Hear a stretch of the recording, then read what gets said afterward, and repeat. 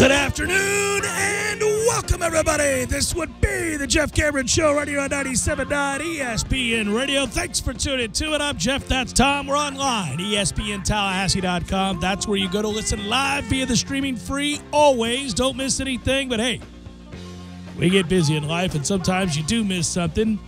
That's why we post the show, all 3 hours of it, in fact, upon the conclusion of the program, both on iTunes and in our own audio vault. Feel free to email the program if you like. It's jcs@979espnradio.com. You can find me on Twitter at @JCameronShow, the WTSM app, good for your mobile devices. And you can watch us perform the show if you find that easier or more enjoyable. Go to YouTube and type in ESPN Tallahassee, and you'll find us. All right, so there's no need to pussyfoot about here and beat around the bush. Let's get straight to it. Obviously, Florida State's loss to Boston College was humiliating. The manner in which it happened, not the loss itself, but the way that it happened suggests that the program is in dire straits, that Jimbo Fisher has lost his players, and now becomes an interesting wait and see. It's frustrating, though. Nobody likes to wait to make changes. Nobody likes to wait to get to get out from under that rock, right? Florida State is buried right now beneath an awful lot of bad. Bad football, bad coaching, bad decisions, poor play, bad results, you name it, they've got it. It's humiliating, and now the question becomes, what gets done? I talked with Jimbo Fisher last night. You'll hear that interview momentarily in the Mountain Dew coaches interview. They're suggested there in that interview a willingness from Jimbo Fisher to re-examine his process, his daily routines, really everything about the program, his coaches. And I think that's what's absolutely necessary. I think we can all see that. There's no sense in going back and looking at the hows and whys of the Boston College game from an X's and O's standpoint, because the game was not about the X's and O's. This was about a team that is no longer playing for the coaches. They may be playing for themselves. They may be playing for each other occasionally. There are pockets of that. But by and large, this is a group of kids that are almost, in a sense, being led to slaughter, right? Because they don't believe anymore. They don't believe in what they're being taught. They don't believe in the process. They don't believe in what they're being told to do. And that's evident when you lose 35-3 to Boston College. There's no getting around the fact that Florida State, in a game like this, well, it doesn't add up. It's impossible, right? It's impossible to understand how you could be 2-5 and lose 35-3 to Boston College and embarrass yourself on a Friday night, where the thought is, if you were engaged, if you were locked in, if you cared, that the sheer talent gap between the two teams would allow for a win. But alas, it wasn't even competitive. So now I wonder how many coaches get fired. Not if he'll make changes, but to how many positions does he make a change? You'll hear rumors flying throughout the next couple of weeks, several weeks, as they still have these games to play and the search begins for other coaches. The shakeup on the staff is inevitable. Coach Fisher will not talk about that publicly, nor should he. I understand why he wouldn't answer those questions that address staff shakeups. He's not going to do that. He's professional. I wouldn't expect him to do that out of respect for those guys whom he's about to fire. Now, the bigger question, I think, becomes not just how many guys and who replaces them. We're all interested in those names, and we all want to know, because in many ways that shapes the direction of the program from a philosophical standpoint, the kind of football you play, for example. But we also want to know, is he willing to look inside? Is Coach Fisher willing to look at himself? That look in the mirror that I talked about all of last week, a willingness to confront the mistakes that you've made as a head coach that have led us to this point. There's no getting around it, right? As the head coach, as the same guy that rightfully was heralded for the successes that he led Florida State to after coming out of a very difficult time. The lost decade, as we often reference it. Florida State was led back into prominence and eventually to atop the mountain by Jimbo Fisher and the decisions he made and the process that he instituted. But While that is true, it is also true that Florida State just lost 35-3 to Boston College and is 2-5, and the players have quit. So he has to confront that reality as much as he got the opportunity through his process to celebrate the wins. He has to now suffer the losses and figure out a way to remedy this. And I think that starts with him. It's not just about these coaches that you dismiss and the ones you bring in. It's about what you do to change your message, which has gotten flat. Clearly, the players have tuned him out. So it's a tough thing, I think, for all of us. You know, we've all mentioned these kinds of scenarios by which we look at something, an area in our life in which we're failing, or whether, you know, it could be something as simple as I need to lose 20 pounds. It could be something as simple as I need to do a better job of saving money. It could be something, and you have to change habits. You have to change the way you go about your day, the way you go about the process. It comes back to it again and again and again.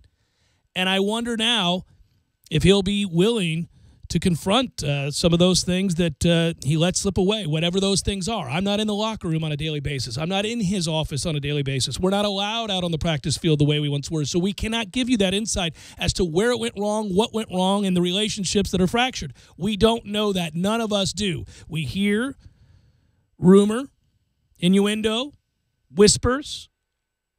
We all have sources, those of us that cover this team, some of them very reliable, certainly that we trust, but at the same time, you can't say you know for certain exactly what is wrong. Only he can, if he knows. And now I think the hard part, again, I'll repeat it over and over and over again in the coming weeks, and I think it's so difficult because when you're in limbo, you want to make the changes. When you've committed to making changes, you want to see the results. And all of this now is put on the back burner to some degree because it's not going to happen in season while games are being played and recruiting is going on. Now, behind the scenes, I imagine there's a flurry of activity. People connecting to other people that represent other people and about what possibilities or their willingness to listen to certain offers and agents talking to agents. And by the way, his agent is a very busy man right now. Lots going on in Mr. Sexton's life, right? But Florida has fired their head coach, as they should have, and they got a perfect out. And now that they've gotten that out, they'll have an opportunity to reach for a lifeline, probably in the form of Dan Mullen. Florida will begin to patch what's necessary to be fixed and get back on track. Miami's already done it. If you're not careful, if you misstep, if you make the wrong moves here, Florida State could be right back down at the bottom of the heap where they were before Jimbo got here and rectified the program. There's a couple of timelines here that are critical, and they're shocking, too, in this sense. At the end of September, we lamented for the second straight year, your goals are off the table at the end of September. Little did we think, I think, most of us at least, at that point, you'd be looking at the end of October saying, now your program is lost, and it needs to be found soon, because the clock is moving quicker with Florida's move. I mean, Friday, he's the coach. It's Monday press conference time. Different coach standing there answering the questions. The clock is all of a sudden moving quicker. You know, we thought last week, the week before, as we're talking about, you know, either an unimpressive win or a devastating loss, that, you know, we're kind of stuck until December. Here we are.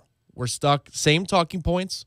So let's find some of the younger players, some of the freshmen, sophomores, even juniors, that are buying in. You can see the body language on the sideline. They're buying in. They're giving everything they got. And they're going to be a part of the solution in 2018, not a part of 2017's problems. That discussion still remains for the next 5 games. Who can you find? However, now the big discussion has to take place sooner over in those athletic offices because Florida is looking for the same answers we're looking for, and they started ahead of us. You know, I think when you listen to the interview that I did or you hear his comments from today, some of which are unfortunate, we'll touch on those later in the show, I do think that by and large, his willingness to admit that they have a huge problem that must be fixed and that it's unacceptable and that as an organization they failed completely and it starts with him is a good step in the right direction. He's never really going to satiate the appetite that people have for him to get up there and say, hey, I'm firing this guy, that guy, this guy, and we're going to get it all changed. He's not going to do that in a press conference. So I understand that. But I do think it's a step in the right direction to admit that as an organization you failed. You have to accept that, and there's no getting around that. Listen, when your average in the recruiting rankings over the last 4 or 5 years is 3, and Boston College's average is 60th, and you lose 35-3, we're done talking here. When you have 4- and 5-star players litter the field, Boston College had 3 such players on the field that night. No, 0 5-stars, I might add. And I know stars aren't everything. The point is the comparing and contrasting of talent. It's undeniable. And yet you would think those players, by virtue of the score and dominance displayed, started for Boston College, not Florida State. He knows this. It's why he said it's unacceptable. The sitting and waiting, man, it's the hardest thing. I hate it. And it's where we're at. And this is really, uncharted territory. Even in the lost decade, we weren't on the cusp of finishing, 6 and 7 games under 500, the way we sit now. In fact, Florida State never did go under 500, never had a losing season in the lost decade. They were middling at best, embarrassing often, but they made bowls, and they didn't finish with a losing record.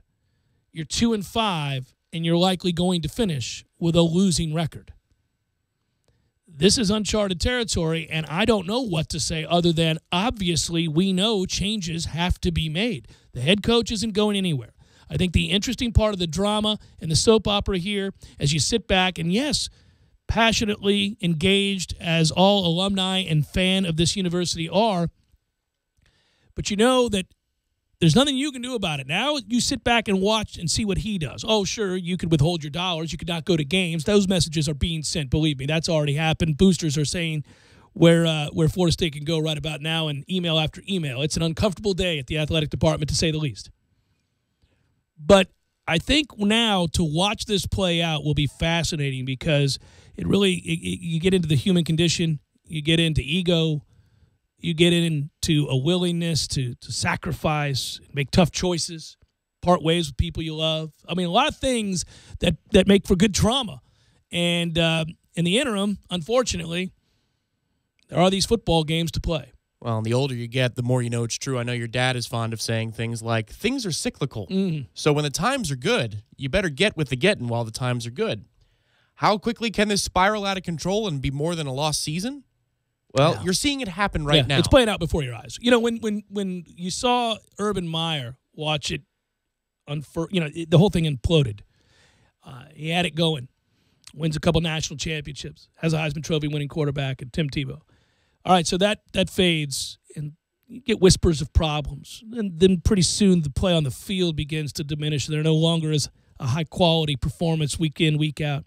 And you're watching it from afar, and it's easy because you're excited about their failures. You're looking as a Noel and saying, ooh, maybe some problems over there. They look like they're beginning to slide a little bit, and you can't just excuse it away. And next thing you know, he's got 6 losses. Players have quit on him. He's faking a heart attack and riding out. Yeah, we're standing on the sidelines here at Doak Campbell Stadium listening in 2010. To players tell him to F off as they come off the field. Literally heard that. And coaches infighting, one of which is a coach that on Friday beat our ass. That's correct. So that was happening, and we saw it up close and personal and thought, they're going to have to start over. That ain't going to work. Either he's going to have to fire everybody and change his approach, or he's going to have to leave, and he chose to leave. I don't think Jimbo's going anywhere. I don't think.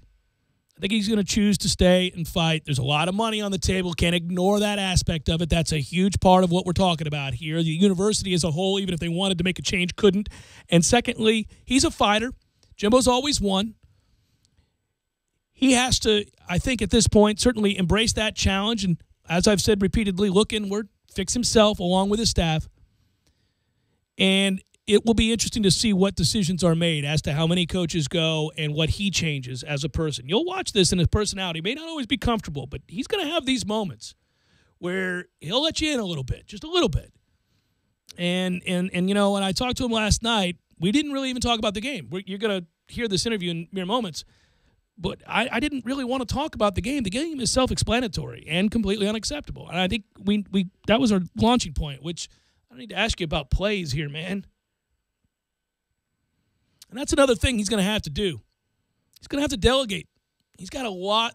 When we talk about this process and we talk about what you do when you fire people and you hire new people and then you delegate and you look in and you realize that maybe some things that I'm doing are a little antiquated. Place a call to Nick. I mean, I would think you would do that. Place a call to Mr. Kelly at Notre Dame, who transformed himself in his program. You asked him that question, didn't you? I did. So, that's what's next. We'll comment on that. He had some comments today in the afternoon press conference that I took an angle that I wish he hadn't gone. Incredible baseball game last night, which we will touch on in today's show. Plenty of other events going on. Obviously, Florida fired their coach. Ohio State, Penn State played a classic. JT Barrett went nuts in the fourth quarter. Georgia just keeps on keeping on. Notre Dame with an impressive beatdown of NC State. Miami remains undefeated. We're going to get our first college football playoff poll coming out tomorrow night, the playoff committee, and we'll get a look at those standings and some big games on the horizon that unfortunately don't involve us. But we'll take a look at all of it, and, of course, the NFL, too, is I think Jameis is playing hurt. They're going to have to shut that down. That's a lost season for Tampa Bay. The Falcons get back in the win column. Lots of things. It won't be all this all the time today, but obviously that is the crux of what we're talking about with Florida State and absolute disarray. It's the Jeff Cameron Show, 97.9 ESPN Radio.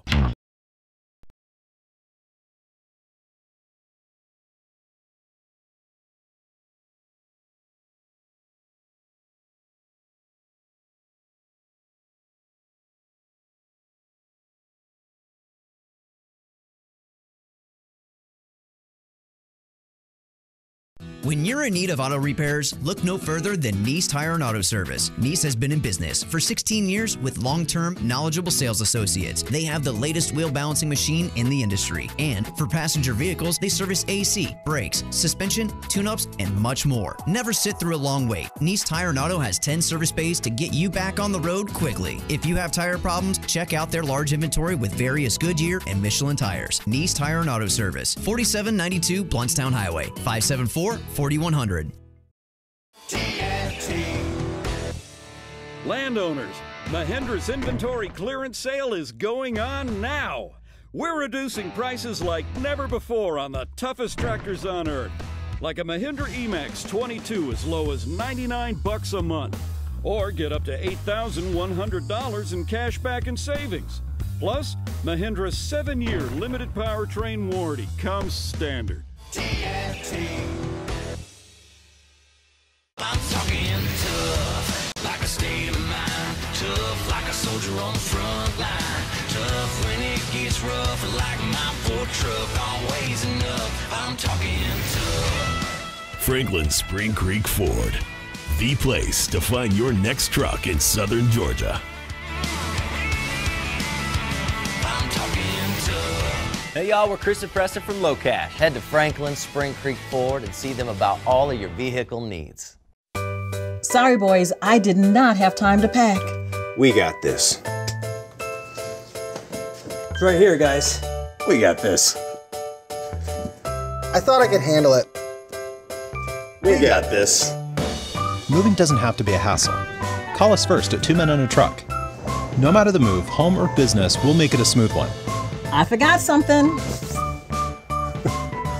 We got this. 25 domestic drafts, 275 domestic bottles, and $4 Jaeger bombs. No weekend would be complete without Bubbles and Brunch. From 7 a.m. to 2 p.m., get all the mimosas and Bloody Marys you can drink and a breakfast for $18.99. Can you say Uber? Knowles, Bucks, Jags, or Finns, no matter who your favorite team is, take it to 2033 North Monroe Street and watch them at Tallahassee's favorite football hangout, the Fourth Quarter Bar and Grill. Hendrick. Ladies and gentlemen, start your savings. Race into Dale Earnhardt Jr. Buick GMC for the best selection and service in Tallahassee. Get incredible discounts on racetrack-worthy vehicles like $10,000 off select new Buicks and GMCs. We are professional grade. And that's not all. We've got a huge used car inventory, so you can find a quality pre-owned vehicle to fit any budget. We even offer low payments and exceptional offers like 0% APR financing. Hassle? No way. Haggle? Never. At Dale Earnhardt Jr. Buick GMC, you'll deal with people you know, like, and trust, and get the honest, friendly service you deserve. That's why our customers will tell you there's no better car buying experience in town. Visit us today at 1850 Capitol Circle Northeast or online at DaleJuniorBuickGMC.com. And remember, you too can be a Hendrick driver. Proof Brewing Company is Tallahassee's first and largest production craft brewery since 2012. They are locally owned and operated inside Railroad Square Art Park. Visit Proof's expansive brewery, outdoor beer garden, and tasting room with live music on Friday evenings. Proof Brewing Company's award-winning beers 850 and Mango Wit are now available in 6-pack cans. Follow Proof Brewing Company on Facebook or visit online at proofbrewingco.com for more info. Proof Brewing Company reminds you to please drink responsibly. O'Reilly. Restore lost fuel economy and eliminate rough idle with Lucas Fuel Injector Cleaner. Right now at O'Reilly Auto Parts, buy 2 bottles of Lucas Fuel Injector Cleaner and get 1 free. Clean clogged injectors and increase fuel efficiency with Lucas Fuel Injector Cleaner. Buy 2, get 1 free at O'Reilly Auto Parts. Better parts, better prices every day. Limit supply. See store for details. O'Reilly Auto Parts. Need a place to watch your favorite sporting event? Hobbit American Grill, voted best wings in Tallahassee by Tally Awards 3 years in a row. Thirsty? They have the Lucky Sevens. $7 domestic pitchers after 7 p.m., 7 days a week, $7.95. Daily specials. Locally owned and operated since 1978. Hobbit American Grill keeps it local with a wide variety of locally crafted beers plus a full bar. Hobbit American Grill. 3 locations to choose from. 400 Capitol Circle Southeast, 2020 West Pensacola Street, and 5032 Capitol Circle Southwest. Visit them online at myhobbitonline.com. You're listening to The Jeff Cameron Show on 97.9 ESPN Radio.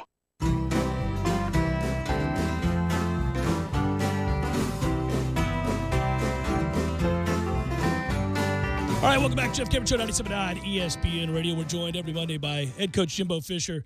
And Coach, I don't even want to talk to you about the game, I'll be honest with you, because I think it was self-explanatory. We see a 35-3 game, and we all know that Florida State's capable of a lot more than that. And so first, let me ask you, how are you doing during this very frustrating time? I know it has to be for you and your coaches and players. How are you hanging in?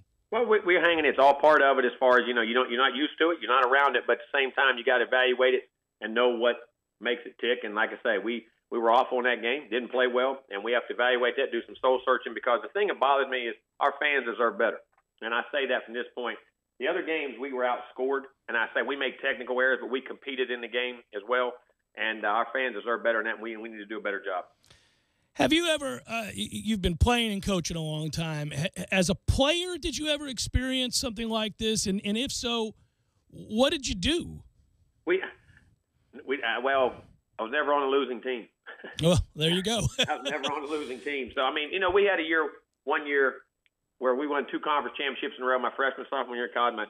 And then my junior year, we lost a couple games, ended up being, I think, 7-4 or something like that. We didn't win the conference. And we had a couple 2 or 3 game loss thing in there. A couple guys got hurt. I actually got hurt for a while, played hurt, then came back and we got it going. But, it challenges you, and it makes you appreciate winning. And you have to soul search and remember how to win and all the little things you have to make sure you sacrifice and do, and how fine that line is. Sometimes you take it for granted, but how fine that line is between winning and losing. And you've got to be able to find that line again. And you got to, refocus yourself. As I say, if you use a computer, reboot yourself to go back and do all the things right and make sure it doesn't happen. Coach, you're routine oriented. Most effective people are. They have things that they believe in and that they use, and it helps people get into comfort zones. They know what to expect. Would you consider making changes to routines, and how, if it would that be effective? And if it wouldn't, you can tell me. No, that is true. I mean, all right, if you're going to make a change, it's like I always tell play when you run a play that's not in your base offense, why are you running it? It's got to give you something. You know what I'm saying? Right. Evaluating that. There is thoughts in that. All right, do we change up a little routine here? Do we change up a little routine on Monday or Friday or Thursday or something in practice? We need to do a little more or a little less. Evaluate it off things that we're not doing as well. And we have done that at a little, take 3 minutes off this period and put a little more time there, add it to that period. You know what I'm saying? Things of that routine. And we've looked at that and made some little tweaks and turns, and there may be, and we'll look at that as we evaluate this week too. Last year, Coach, Showtime kind of took us into practice, and you were talking, I think it was to Derwin, about connecting. And I wonder this year, have you talked to him or any other players for that matter, I guess, out in a similar way to connect? Yeah, we do constantly. I mean, you're constantly with my unit council, with our key leaders, with guys on it, and guys in general, constantly getting the pulse of the team and things that go on and why they go on, and making sure they understand messages. And like I said, I don't think our messages are not getting through, because in the first game we're competitive and the guys can understand that. This one here just disappointed me because of our competition level, and I'm talking about coaches as a whole organization. We failed, and that cannot never be acceptable. Who are the players that you think are let's say, most likely? Like I think back to LaMarcus Joyner, and I think back to guys like Telvin. It's not all that long ago, just a few years ago. I'm going to say this now. When you guys you're mentioning right there, and James and Freeman, you're talking about some of the most special that ever walked on here now, that ever walked on this campus. So you're right. But there's some guys on our team that I think, and Derek Nani does a great job. I mean, he's one up front. Josh Sweat is evolving into that as he's learning to come out of his shell. I mean, Josh is playing really good. Josh actually played a pretty good game in this game. Mm-hmm. He had a couple things in that regard. Derwin, of course, he usually does that in that regard. Eberle does on offense. Even Jackson does as a special teams captain. I mean, he does a great job in that regard, busting his tail and some things in that regard. And on offense, a lot of your guys have gotten Auden Tate does. I give Auden a lot of credit, especially playing injured and the things he does and how he represents. Some of the other guys have just gotten hurt. Jacquez, that's what I was so high on Jacquez about. You understand how everybody kept talking about Cam, which I was happy about, but Jacquez was playing well, but all the things he did that no one ever saw. You know what I'm saying? Absolutely. Izzo does by example, but he's not a vocal guy. You mentioned that obviously the result here and the shocking nature of it is unacceptable. What was the locker room like after this game? What were the players? Obviously, they have to be stunned just as you are. They are, and it's like, where at Florida State can that happen? I mean, things like that happen. You know what I'm saying? But it can happen very quickly if you don't. You got to make sure that the spirit. I always say this, and it goes back to my saying: the helmet doesn't make you; you make the helmet. You got to make sure that all those things, you do all those things, and they are. But I'll give this: they were very attentive. They listened. Were very, to the point, and no one was hanging their heads in sadness, but they were listening to every word and understood what we did, and you got to move on. Coach, final couple things. You still have games to play, and right about now, yes, the hard thing is obviously you're going to evaluate, as you said, and you're going to look at what you do, what your coaches do, what your players do, everything about the routine, everything about the program. Obviously, you'll take a look at the end of this season. But you still have games to prepare for, and some people might say the goals are off the table, but you got to play these games. So, I guess take us through your mindset and how you talk to this team and get them prepared to play football games with the remainder of the season. Well, first, what you owe our fans and how to compete for them, and who you are as a person, your identity, and the pride that the respect you have for your name, what's on the back of your jersey, what's on the front of your jersey. Both of them. They talk about you get just about the team, what it is, but also you individually, how you play. And the respect you have in tough situations, and it reveals character, like I said. And that's what I thought we would. We had a good week of practice. Thought we would play better that week. But we have to look at that, do that, and make sure that we and all the comments people say, you're gonna allow them to be true or not. You're gonna have to have some pride. You're gonna have to suck it up. You're gonna have to line up and play. Coach, I know you'll have an opportunity tomorrow and throughout the week. I want to give you an opportunity here. This first gets played very early in the morning on ESPN Radio. Obviously, you could imagine, Coach, people are very concerned. My email inbox has to do, and the questions we get has to do with how could this happen here, and what do you want to say to the fans? Well, it's disappointing, but the fine line is even when you're having success, it can happen at any time as far as if things tweak or turn and go one way or the other, because that's kind of the landscape of the world today in certain things. But, you never think those things can happen. But in reality, they do, and that's where you have to pay attention. Dot I's, cross T's, constantly have different changes in your program, invest in your program, invest in the things of where you think it's going to be, not get stagnant in things as coaches, as players, and what your schemes are, but also what your program is. And that it's an ever-changing world today. And I think the parity in college football across the board has created that, and that, you're constantly got to be moving forward. And, who thought it could happen to Notre Dame a year ago? Who thought it could happen to Michigan State a year ago? And how things have happened. And there's other programs that happen, that it goes down like that. Florida at times. I'm not using them. But how fine that line is that we walk, and we have to dot our I's, cross our T's, and keep that great intensity and focus on everything, because success is hard. And, we're not going to accept it. I promise you that. And we're not going to tolerate it. So we're going to do everything in our power to change it. Coach, would you reach out to people who have gone through that? I do all the time. I reach out to people who've had success, how to repeat that, guys that have had failure, how to repeat that, so you have plans in place, just like you have, a plan for this. You have things in your repertoire, information about scenarios that happen that haven't even happened. You know what I'm saying? Sure. We do that all the time, constantly. Coach, best of luck preparing this week, and thanks as always for making the time. Thank you, Jeff. All right, take care. That's Jimbo Fisher, the head football coach at Florida State. We'll come back and kind of let's talk about that a little bit. Obviously, candid, straightforward, straight to the point. I think that's what you'd want to hear. It's Jeff Cameron Show, 97.9 ESPN Radio. Sorry, boys, I did not have time to pack. We got this. It's right here, guys. We got this. I thought I could handle it. We got this. Moving doesn't have to be a hassle. Call us first at 2 Men on a Truck. No matter the move, home or business, we'll make it a smooth one. I forgot something. We got this. When you're in need of auto repairs, look no further than Nice Tire and Auto Service. Nice has been in business for 16 years with long-term, knowledgeable sales associates. They have the latest wheel balancing machine in the industry. And for passenger vehicles, they service AC, brakes, suspension, tune-ups, and much more. Never sit through a long wait. Nice Tire and Auto has 10 service bays to get you back on the road quickly. If you have tire problems, check out their large inventory with various Goodyear and Michelin tires. Nice Tire and Auto Service, 4792 Bluntstown Highway, 574-4100. Landowners, Mahindra's inventory clearance sale is going on now. We're reducing prices like never before on the toughest utility vehicles on earth. Like a Mahindra XTV 750S as low as $135 a month. Or get up to $3,450 in cash back and savings. Plus, Mahindra's 3-year limited powertrain warranty comes standard. I'm talking tough, like a state of mind. Tough, like a soldier on the front line.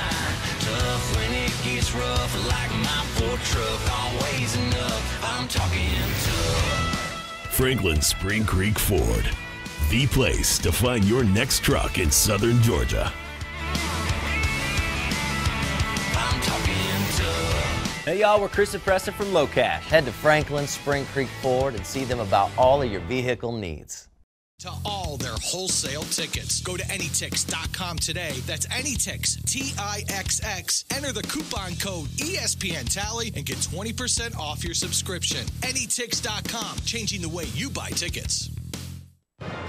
You can always count on the crisp, refreshing taste of Bud Light, just like you can always count on reliable Ralph. Ask him to move that couch he moved for you last summer. Ralph will do it. Need a ride from the dentist? Better call Ralph. And he won't even film you after the laughing gas and put you online and get millions of views. He's Reliable Ralph, for Pete's sake. Reliable Ralph is famous among friends. He deserves a Bud Light. Enjoy responsibly. Bud Light Beer, AB St. Louis, Missouri. Can't decide between fresh steak, seafood, or wings? Well, Miller's Ale House on Appalachia Parkway has it all. From center-cut sirloin and original pastas to fresh salads and favorites like Miller's Signature Zingers, tossed in your favorite sauce. Miller's Ale House has a full-service bar featuring more than 75 beers, plus wine and liquors. Bring the family to watch the big game inside or on their covered patio on one of over 60 HD TVs. However you come to relax, you will have a good time and great food at Miller's Ale House on Appalachia Parkway. Walgreens has good news for everyone who uses Medicare Part B for diabetes testing supplies. We've got your back, or in this case, your test strips. Walgreens accepts Medicare assignment and full coverage supplemental insurance, so you'll pay as low as $0 out of pocket, which is the same as mail order. Pick up the medications you rely on and save on all major brands like One Touch and Walgreens True Metrics. That's not just good news, it's great news. Talk to your Walgreens pharmacist today. Walgreens, at the corner of happy and healthy. Don't just listen to The Jeff Cameron Show. Watch it live. The Jeff Cameron Show Streamcast. Live weekdays 3 to 6 p.m. Head to ESPNTallahassee.com today to watch live or catch up on demand. The Jeff Cameron Show Streamcast. Brought to you by Nice Tire and Auto, your trusted Goodyear dealer. 574-4100. And presented by TNT Supercenter in Thomasville, Georgia. And Franklin Spring Creek Ford. Tallahassee Sports Center. I'm Lee Gordon. What a weekend it was in college football. The Noles still trying to figure out how to right the ship and prevent ending that bowl streak. 4 more games to go, including a road date at Clemson. Florida State needs all 4 of those to hit 6 wins. If you missed it, the Gators are looking for a new coach. Jim McElwain is out in Gainesville. This coming after Florida's blowout loss against Georgia in Jacksonville. Meanwhile, the new AP poll is out. We have our first BCS standings on Tuesday. Alabama still number 1, followed by Georgia. Ohio State at 3, then Wisconsin, Notre Dame, Clemson coming in at 6, and Miami coming in at number 9. And it certainly was a wild weekend in the National Football League. The Jacksonville Jaguars were off. The Buccaneers continue to lose. 17-3 is the final at Carolina. However, the Atlanta Falcons are back in the winning column. They knock off the Jets heading into next week. Live from the Dale Earnhardt Jr. Buick GMC Cadillac Studios in the capital city of Tallahassee, this is the Jeff Cameron Show on 97.9 ESPN Radio. Man Cave Monday, brought to you by Experamac of Tallahassee. Experamac, Tallahassee's trusted tech source for Apple. Stopping at 346 South Magnolia Drive or call at 765-2012 today.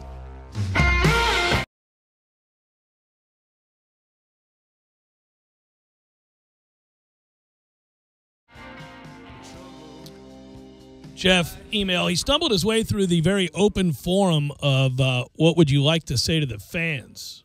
I mean, hell, we'd all handle that differently, I suppose, but I think I'd consider a real honest moment there of saying, hey, nobody's happy about this, and as pissed off as you are as a fan or season ticket holder or booster or alum, I guarantee you that I'm more pissed off.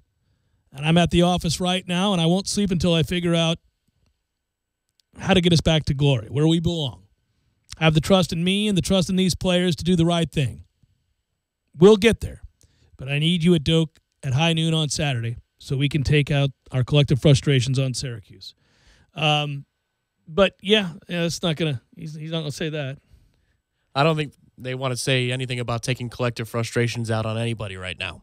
That was supposed to be Wake Forest. That was supposed to be Duke, you know? Jeff, email, this from Joe. I'm the biggest supporter of Jimbo, but does he really see the big picture? In your interview with him, he's still adamant that this is only a bad loss, and the others are only about inches here and there. Sounds like he sees this game as a totally separate incident. But do you not feel that it's the same issues compounding week after week after week? And when you started talking about players in the past, he didn't even let you finish to remind all of just how special they were. I get it. They were and are. But it just sounds like more excuses. Why does his philosophy have to be about how hard it is to win? Yeah, it's hard to win national titles, but not week to week when you're littered with NFL talent. I'm assuming we're number 3 in recruiting average, only behind Ohio State and Alabama. Doesn't seem so hard for them. We haven't dominated even a bad team in a long time. Committed to excellence, Joe. Well, that email, the one before it, and many others are pretty much what we're getting, hearing, seeing right about now, and I understand that. And I think what is a problem here, another factor, is that Jimbo doesn't do this well. Kicking ass, winning games, recruiting at a high level, and talking about the sport of football, exceptional. When he's doing those things, when he's talking about football, thoroughly enjoyable. I can listen to him talk about the X's and O's, the hows and whys, the history of the game, etc. When he's talking about recruiting and his process, the things, whatever the pitch may be or how he evaluates players, fascinating. You can sit and listen to him talk about that at length. Hell, sometimes when he's inclined to talk about societal issues. I mean, we all joke around of society. You know, we joke about that, how that's a mantra of his. But frankly, there have been many interesting interactions with him over the years when he does go off on a sidebar and talk about society and about distractions and about everything from weed use of players to social media to pop. I mean, he's been very interesting in those settings in the past. Yeah, to me, he went on a rant once about the socioeconomic status of most recruits that he sees. Yeah, fascinating. It's fun to listen to, interesting, insightful, engaging.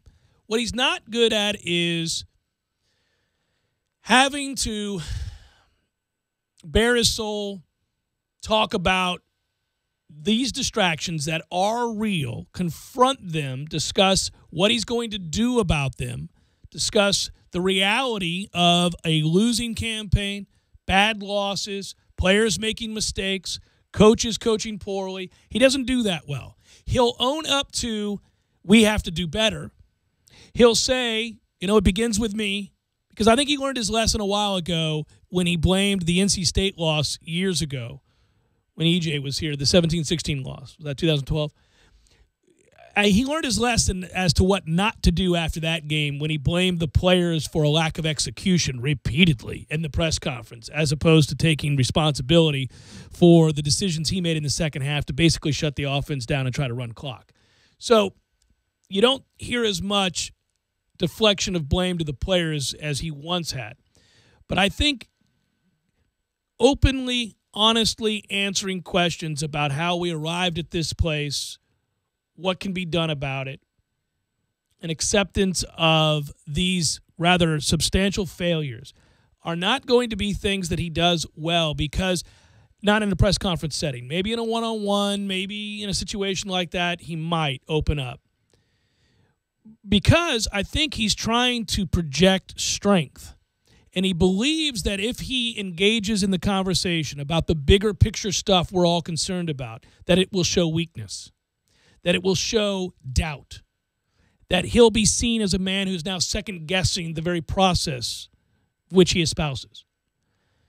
That's why I think he'll struggle in these settings to have a more humanizing approach to answering questions about failure. And it's going to make you angry and uncomfortable. And I don't think he's always in denial as much as it sometimes sounds. I just think that he reaches that crossroads and decides, I really don't want to open up any more about this in this setting. I really don't want to answer any more of these questions, because I know that this is the talk of somebody who is failing. But I think those of us who believe, the majority of people who believe that he can fix it himself, are banking on Jimbo being vulnerable in a moment of privacy to where he's going to vet the process. We're banking on that, because if he doesn't do that, there is no improvement coming. That's correct. You're banking on a willingness to accept blame, but also understand it. Understand that he's responsible. Now, grant you, he's going to have to hire coaches who have also failed him, but he hired those coaches, so the buck stops with him. He'll fire them or ask that they move on or whatever it might be, and he'll bring in new guys. But you're right. The overriding philosophy of an organization starts and ends with its president, its CEO, its owner of the business, whatever it might be, in this case, the head coach. So he has to be willing to accept now that those mantras, those things that he relies on. It's why I asked him about routine. It's why I asked him about philosophy. It's why I asked him about whether or not he'd reach out and talk to others who have been through situations like this. I was encouraged when he brought up Notre Dame, because the Notre Dame example is what I brought up 7 days ago, 8 days ago, whenever it was that I brought it up with the Brian Kelly interview with Pete Thamel.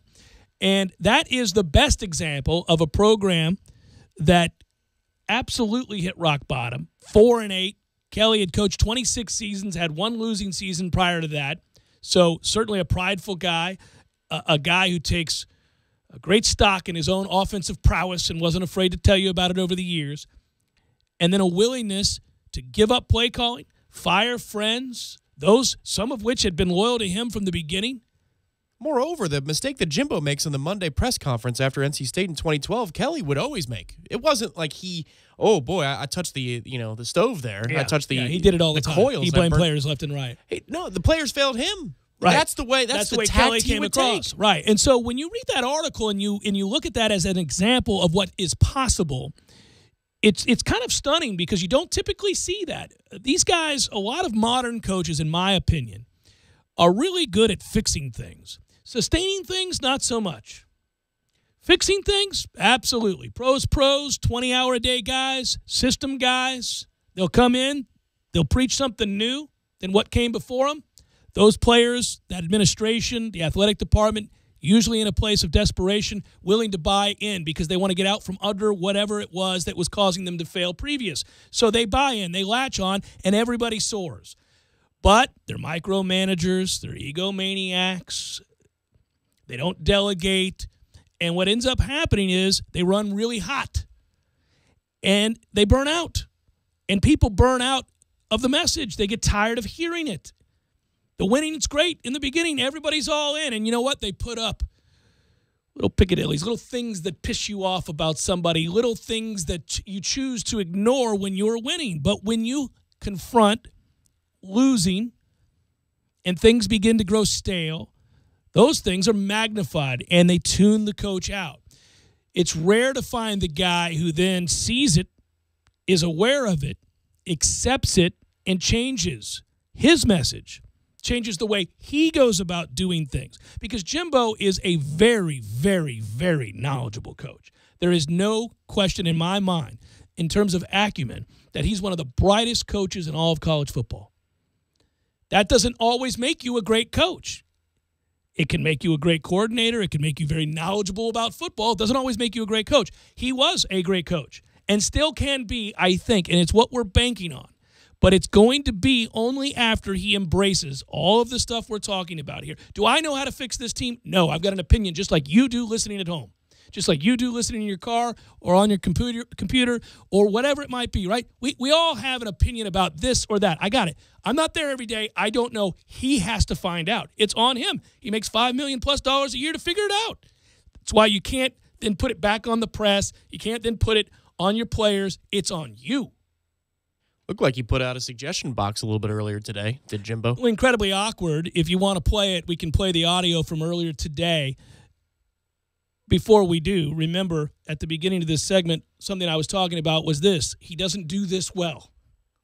And here's an example of how he doesn't do this well. This is awkward. There's a long pause. It's weird. It deflects. It does a lot of things that helps undo some of the things that you heard in the interview, which is to admit that you're wrong and that you got to do better and that this is unacceptable. And it comes from a place where the question is, what kind of self-reflection is from Corey Clark of the Democrat? What kind of self-reflection do you undergo after a loss like this, rather than a one-possession loss that you're a play here or there away? Yeah, 35-3, there's no play. Well, what do you do now? And so his answer there takes him in many directions.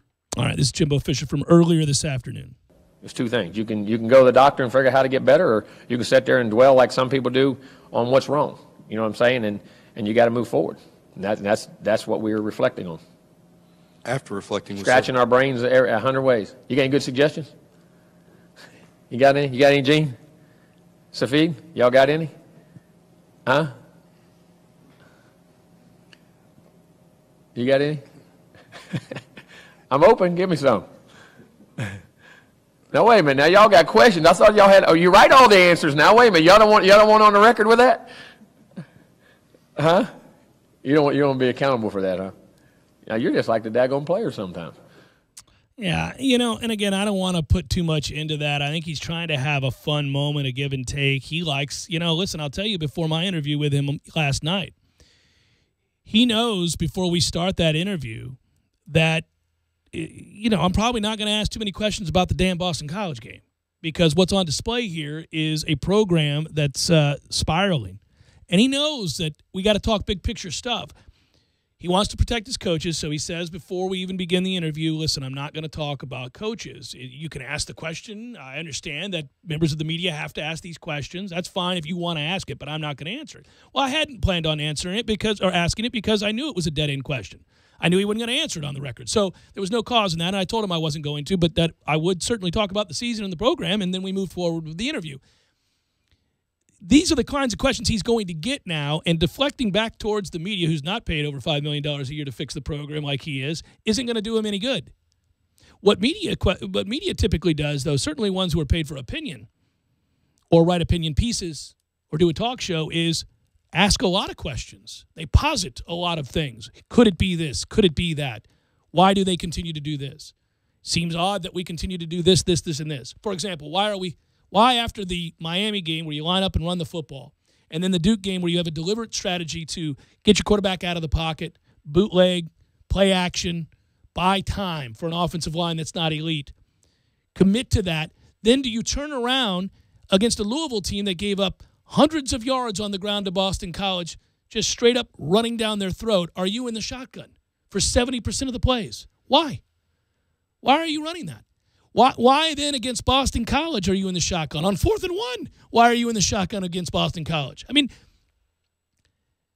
there doesn't seem to be a rhyme or reason. And what happens is then people begin to second guess and ask questions. That's what happens when you lose. When you win, those things go away. It's the nature of the beast, and he gets that. I'll give him credit for that. He gets that. But you can't grow defensive, and you can't deflect. You have to accept.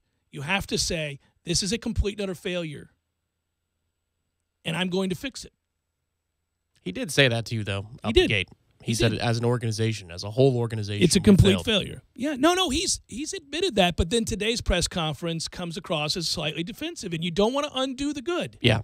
You got to stick with the message. Well, and this isn't nearly as bad as the 2012 aforementioned press conference. It's a moment where, I think he's trying to have fun. It gets a little awkward. He's not a jokester. It's not, humor is not his thing. No, it's not really. There are times when he'll tell some really funny things, but then he doesn't understand that it's a joke, Well, and we know people like that. We know people that say something funny or give you an interesting anecdote that you chuckle at, and they don't realize even that it's funny or why it's funny. They don't get the humor, the angle, and so that makes it even funnier in a weird way when it happens. But, yeah, for him, when he's just leaving the awkward silence for 5 and 6 seconds at a time, you want to say, all right, let's get back on message. For a minute about the BCS, just a quick little anecdote. One thing he thought was funny that I did that nobody else in the room thought was funny is when he said, I thought people make computers. I laughed my ass off.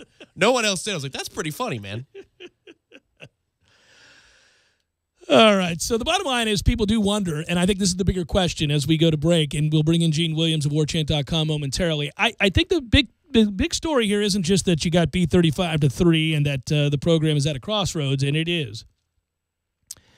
It's whether or not Jimbo Fisher is willing to do the hard work and the maintenance, if you will, the undressing of ego and the willingness to change. Is he willing to do that? Does he get it? Does he get big picture what a lot of people are concerned about? Maybe he doesn't see it the way we see it. I'll allow for that possibility too. It's scary.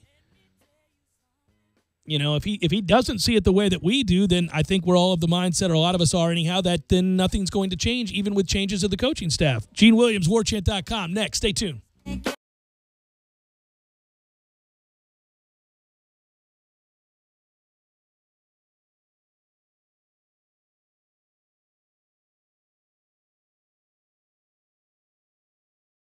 When you're in need of auto repairs, look no further than Nice Tire and Auto Service. Nice has been in business for 16 years with long-term, knowledgeable sales associates. They have the latest wheel balancing machine in the industry. And for passenger vehicles, they service AC, brakes, suspension, tune-ups, and much more. Never sit through a long wait. Nice Tire and Auto has 10 service bays to get you back on the road quickly. If you have tire problems, check out their large inventory with various Goodyear and Michelin tires. Nice Tire and Auto Service, 4792 Bluntstown Highway, 574-4100.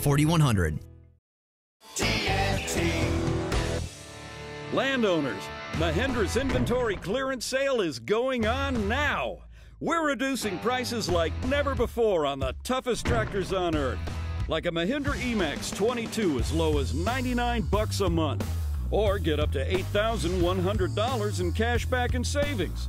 Plus, Mahindra's 7-year limited powertrain warranty comes standard. TNT.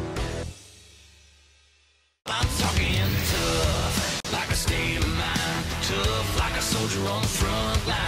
Tough when it gets rough, like my Ford truck, always enough. I'm talking tough. Franklin Spring Creek Ford, the place to find your next truck in southern Georgia. I'm talking tough. Hey y'all, we're Chris and Preston from Low Cash. Head to Franklin Spring Creek Ford and see them about all of your vehicle needs. Sorry, boys, I did not have time to pack. We got this. It's right here, guys. We got this. I thought I could handle it. We got this. Moving doesn't have to be a hassle. Call us first at 2 Men and a Truck. No matter the move, home or business, we'll make it a smooth one. I forgot something. We got this. Conditions. Fire up the grills for another season of Seminole football. 2nd and 3, patient, then explosive, and a touchdown for the Noles. It's Tallahassee Game Day, your ESPN Tallahassee pregame show, featuring Jeff Cameron and Tom Lang. Yeah, I like them. Get the latest news, interviews, and insights 3 hours ahead of kickoff before the Noles defend home turf. Hey, on Saturday, we're going to play a game. We're going to most likely win that game, and we're going to celebrate on Sunday. Tallahassee Game Day is brought to you by Whole Foods Market, a leader in natural and organic food that brings the highest quality of local and global products to Tallahassee. Whole Foods Market, located at 1817 Thomasville Road, and presented by MMT Clinics of Florida. Visit mmtcfl.com. To the pylon!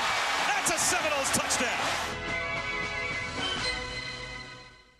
Proof Brewing Company is Tallahassee's first and largest production craft brewery since 2012. They are locally owned and operated inside Railroad Square Art Park. Visit Proof's expansive brewery, outdoor beer garden, and tasting room with live music on Friday evenings. Proof Brewing Company's award-winning beers 850 and Mango Wit are now available in 6-pack cans. Follow Proof Brewing Company on Facebook or visit online at proofbrewingco.com for more info. Proof Brewing Company reminds you to please drink responsibly. Might I suggest the chicken taco salad from Bandito's Burritos, my friend? Sports are defined by stats and performance, but here's a performance stat that no one wants to talk about. Erectile dysfunction affects half of all men over 40. That's 50%. If you're struggling with ED and other therapies haven't worked, isn't it time to feel like yourself again? Learn about a long-lasting ED solution from Coloplast to get you back in the game. Visit Dr. DeLay at Advanced Urology Institute, located at 2000 Centerpoint Boulevard, or call their office and set up an appointment today. 833-4-DRDELAY. That's 833-4, Dr. DeLay. The sooner you seek treatment, the sooner you can get back to feeling like your normal self. That's 833-4, Dr. DeLay. Tallahassee is a diverse community with residents experiencing the world in different ways, but we are a community that sticks together. For 3 years, events like the Longest Table have provided spaces for us to come together and learn about what unites us instead of what keeps us apart. Now is the time for us to continue these important conversations, so let's keep talking Tallahassee. We want you to reserve your seat today. For more information and to register, visit longesttable.com. Broadcasting live from the Dale Earnhardt Jr. Buick GMC Cadillac Studios. This is 97.9 ESPN Radio, WTSM, Woodville, Thomasville, Tallahassee. Tallahassee Sports Center. I'm Lee Gordon. What a weekend it was in college football. The Noles still trying to figure out how to right the ship and prevent ending that bowl streak. 4 more games to go, including a road date at Clemson. Florida State needs all 4 of those to hit 6 wins. If you missed it, the Gators are looking for a new coach. Jim McElwain is out in Gainesville. This coming after Florida's blowout loss against Georgia in Jacksonville. Meanwhile, the new AP poll is out. We have our first standings on Tuesday. Alabama still number 1, followed by Georgia. Ohio State at 3, then Wisconsin, Notre Dame, Clemson coming in at 6, and Miami coming in at number 9. And it certainly was a wild weekend in the National Football League. The Jacksonville Jaguars were off. The Buccaneers continue to lose. 17-3 is the final at Carolina. However, the Atlanta Falcons are back in the winning column. They knock off the Jets heading into next week. Live from the Dale Earnhardt Jr. Buick GMC Cadillac Studios in the capital city of Tallahassee, This is the Jeff Cameron Show on 97.9 ESPN Radio. Man Cave Monday, brought to you by Experamac of Tallahassee. Experamac, Tallahassee's trusted tech source for Apple. Stopping at 346 South Magnolia Drive or call at 765-2012 today.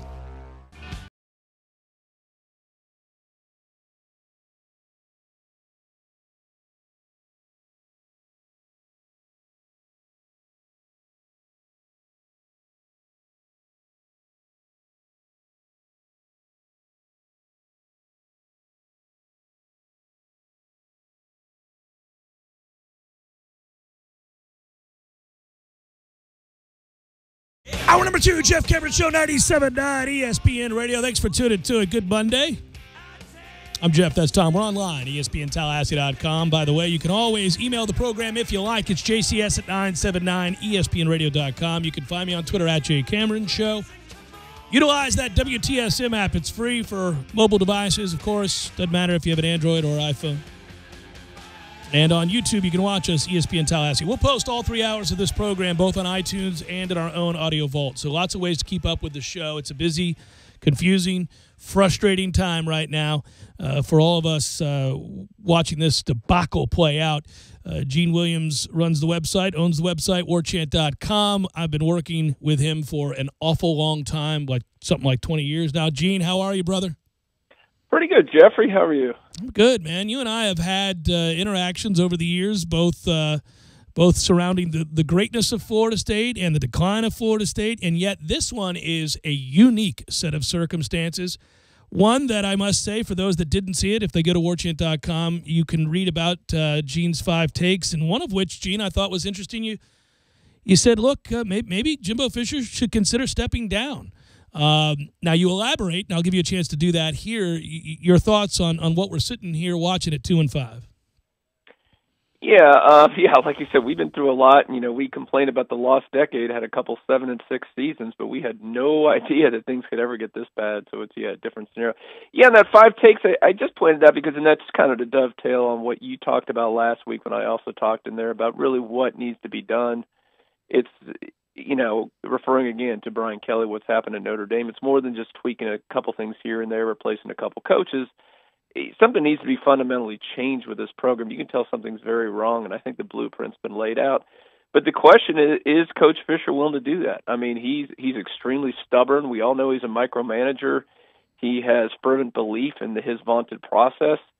And my point was, if he looks in the mirror and says, that's just not me, I'm not willing to do it, then maybe he should. I don't know if it's practical. When you're sitting on right now, we figured out the buyout's right about $37 million right now. I don't know if I would step away with that kind of cash on the line, honestly. But just saying, if he's thinking, I'm working incredibly hard, I'm not enjoying this, and I'm not willing to change the way I do things, then it might be best for everybody involved if you find a gig somewhere else that might fit better. Again, I don't think that's the case, and you've pointed out, I think he's a great coach, one of the smartest football minds I've ever had the luxury to talk to. I think he's capable of turning this thing out if his personality will allow him to suck up some of his pride. And I'll say Brian Kelly, very similar type thing. I remember when FSU played Notre Dame in that bowl game a few years ago, and I remember talking to the Notre Dame media, and it was amazing to hear them, and I'm like, wait a minute, you're talking about Jimbo Fisher. They're talking about how he was he had so much pride in his offense, and he had his hands and everything, and he micromanaged this, and he was kind of a little bit arrogant and prideful and all this. And I go, well, you're talking about FSU's head coach. So he was able to do it there. So maybe there's hope that Coach Fisher can, fundamentally change his process and start from scratch. Well, Gene, I want to take the other angle, too, and we all know that certainly something's got to change, and we can get into the hows and whys and what's possible and what's not possible and his willingness to accept that. But in recruiting, Gene, how is this going to affect not only this year? I mean, is this going to be a complete meltdown in recruiting? And also the head start that Florida's now going to get since they made a change. Yeah. I guess talk about the off-the-field stuff where now the race really begins and we ratchet up the timeline because things have to change immediately or you risk really falling behind both Miami and Florida. Yeah, it's going to be really interesting to see how this plays out because in losing, obviously, I know Coach Fisher said last week that, heck, when they lose, it gives the opportunity for younger guys to come in and play. Well, that's sort of true, and that he's not lying about that. what is important that's being left out is a massive uncertainty on the coaching staff. I mean, I don't care what the kid is. If you don't know who your position coach is, you don't know what the makeup of the team's going to be going in. That uncertainty is the worst thing you can possibly have in recruiting. And right now, you don't know with those coaches. Are you a defensive guy? You're probably going to have a different defensive coordinator, or maybe a different position coach. Are you going to go ahead and sign with a school like that? So a lot of that's going to be dependent on how quickly those changes are going to be made as soon as the season ends, and then, of course, who they hire. Now, I think at the end of the day, it's going to hurt you in this class. I was talking to Michael Langston, a recruiting guy, just kind of trying to feel out where this class is going to end up recently. And right now it ranks, I think, number 7 or 8, depending on what service you look at. But at the end of the day, it's probably not going to be a top 10 class, which would be the first one ever under Jimbo Fisher. Not mean it's going to be a bad class. There's going to be pretty good players in there if they can hold on to some. But it's definitely going to take a dip down. But I think really what's going to be important is looking ahead to the class after that and going forward. And that's really going to be dependent on how quickly these changes are made and who exactly they bring in. Will those new coaches be able to resonate with those players? We both talk to Coach Fisher on a regular basis, and certainly we both have our sources over the years cultivated, and some of those guys are very powerful boosters and the like. You're never going to give specifics, just like I'm not, but let's compare notes here. Let's look at how many coaches for our listeners do we think we're looking at in terms of a changeover, a rollover here? I'm hearing upwards of 4 to 7. Are you hearing something similar? Yeah, I should put this. I heard the upward would be that I think there's only 2 coaches that are probably completely safe. So yeah, I think that 7 is not unreasonable. It could be in there, but I think that range is accurate. You just, a lot of this stuff, unfortunately, you hear stories and you hear some disruption among the coaching staff even going on, but you don't know who is the problem and who isn't necessarily. So I don't know. I would think it's going to be a significant amount. I would guess at the end of the day, I think more than half the coaches will probably be replaced when all's said and done here in the off season. Let's guess as to whether or not, I want to get your opinion. Do you think he's capable of dialing back and delegating and being less of a micromanager and admitting to these mistakes and removing the ego, all the things we described at the outset of our conversation here, and that we're going to probably continue to talk about the rest of the year because it's a big picture conversation. The season is lost. The games, they almost don't matter right now. It's about what you're going to do when we get to the offseason. Do you think he's going to do what we think is necessary, or would you bet against that?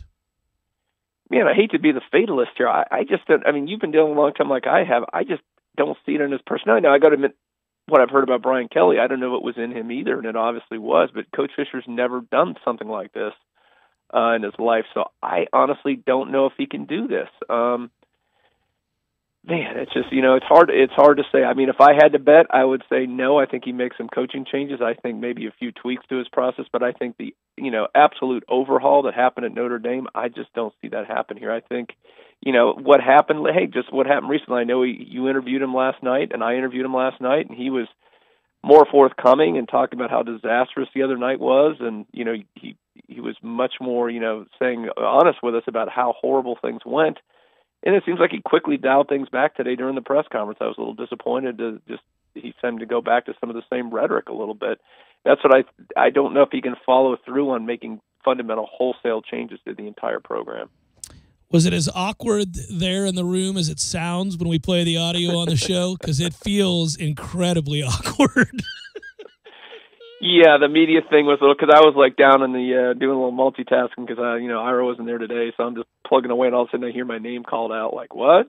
Yeah. It was a little odd. I hesitated for a minute. I almost, not that I was going to. Again, it was kind of in the context when Corey asked the question. It wasn't like postseason. It was kind of like after that game, what do you do? And I felt like saying, well, if you give us access to, actually to see practices and to talk to your assistants and, all the things we used to be able to do, then maybe we would have an opinion. But kind of hard to make an opinion when you shut us out of everything with that program. So, but I just figured the better course of action is just let him do his little awkward moment and move on. Brother, I'll see you on Thursday. Well, I'll see you tomorrow, but I'll also see you on Thursday. We'll have a good time over at Deep. It'll be a fun man cave show. Yeah, it should be. We can definitely drink our sorrows away a little bit. All right, brother. Be good. Thanks. Take care. All right, take care. That's Gene Williams, warchant.com, founder and administrator. The switch from micromanager to CEO. It's the $1 million question. I want to believe he can.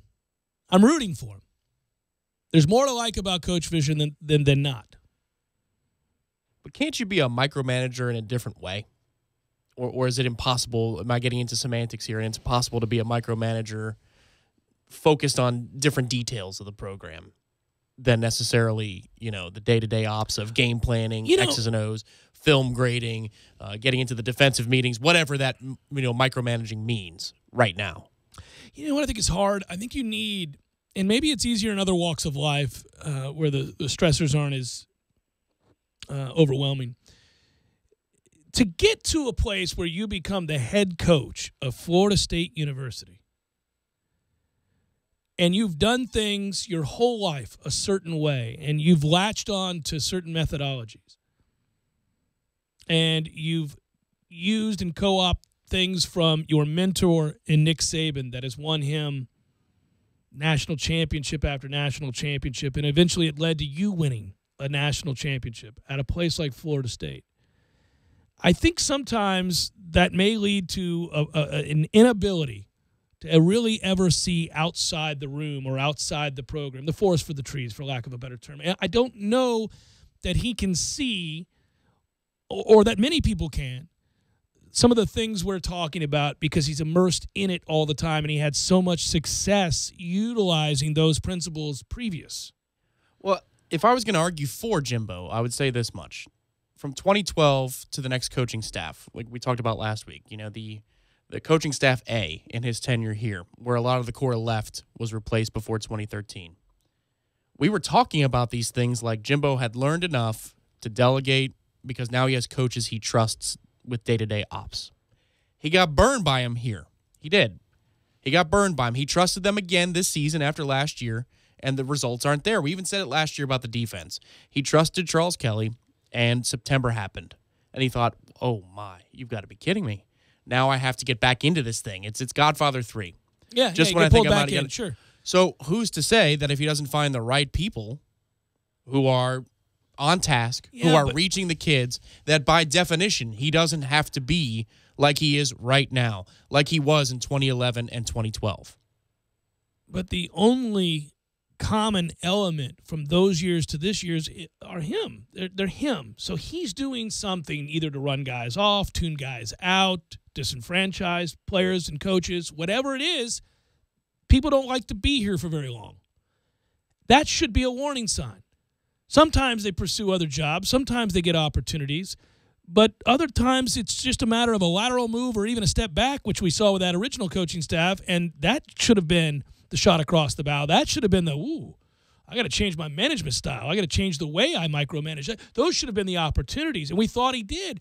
But really the answer turned out to be a transcendent quarterback, and that when he hasn't had it, yet he's brought in top-flight talent, not just at the quarterback position, but everywhere on the field. It's the only thing that separates him, in my mind, from Gene Chizik. Gene Chizik won with a transcendent quarterback, and it made him look very, very good. And then when that guy wasn't there, they weren't very good. The further we get removed from Jameis, the more people are going to think that and say that, and the more that there is some merit to it, but it's not completely true because Jimbo was responsible for bringing in as good a team and class and talent as Florida State's ever seen, and really one of the best of all time. And it wasn't just the quarterback. And he also sustained some successes beyond Jameis. Obviously, he began the building of the program back up.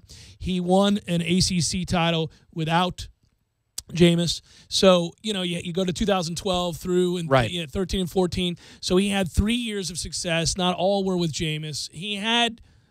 There were things that lead you to believe he was, in totality, a better coach. And I think that's true. He's a better evaluator as well. Well, sure. I think in 2010, if he has some of his recruits there, we win the ACC that year as well. Mm-hmm. With an older Christian Ponder. I get that EJ starts the ACC title game, but the way that team was comprised, it was the lack of depth in the defensive interior that cost you the ACC title. You would have beat Virginia Tech that night. Yeah, and it was actually kind of a minor miracle you even got there. So, correct. No, that's why I give him a lot of credit, and I think it's different than Gene Chizik's situation. But the point is, when we look before Jameis and you look after Jameis, we are finding a lot of similarities that aren't.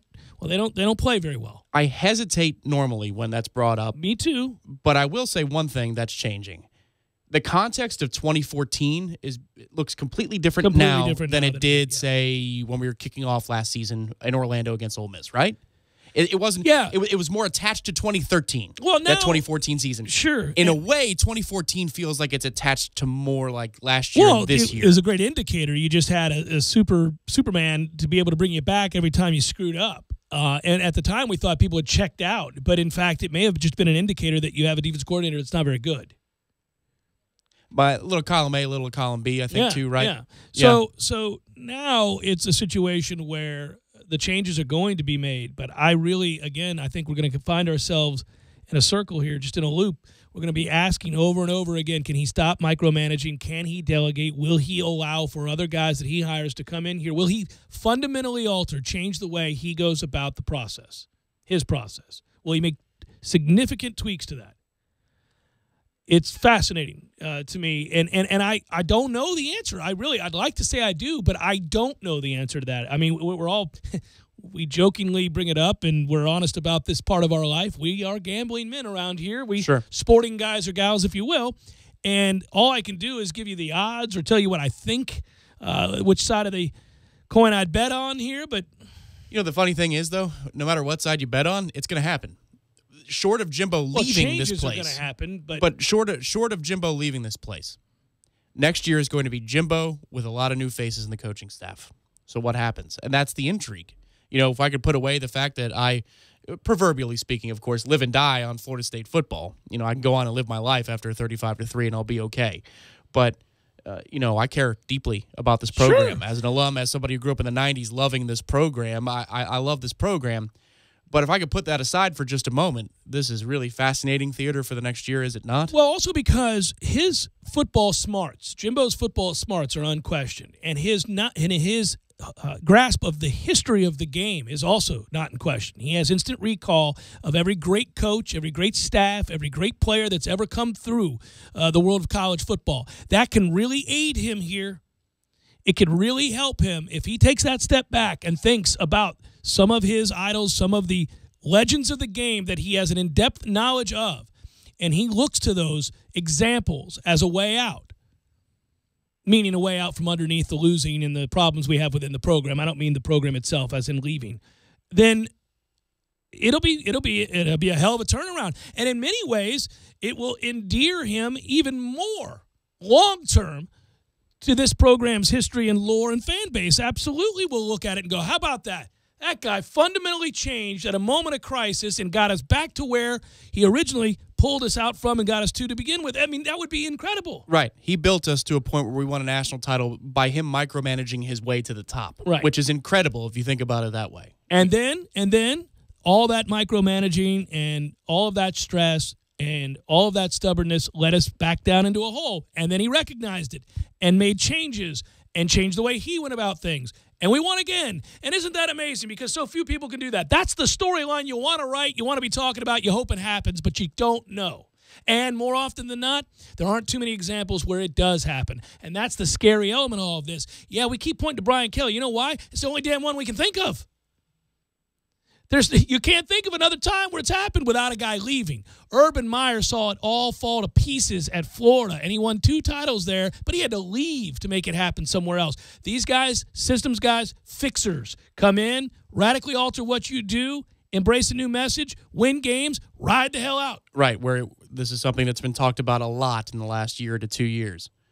His mentor over in Tuscaloosa. Well, it's the one example of just sustained ass kicking. Yeah, but he's been proactive in making the changes. Well, and also he's got unlimited resources, but look at the offense. And also he's an incredible CEO. He's an amazing on game day. He's not over there coaching defensive backs. He's a great defensive back coach. He is a brilliant defensive backs coach, and he coaches them in practice. And you've seen the videos, and I have too. And it's a wonder to watch. And he's awesome at it. And evaluating players, he's really good at it. But watch him on game day. He's not doing any of that. So on the headset, big picture stuff. Relatively calm. It's Jeff Cameron Show, 97.9 ESPN Radio.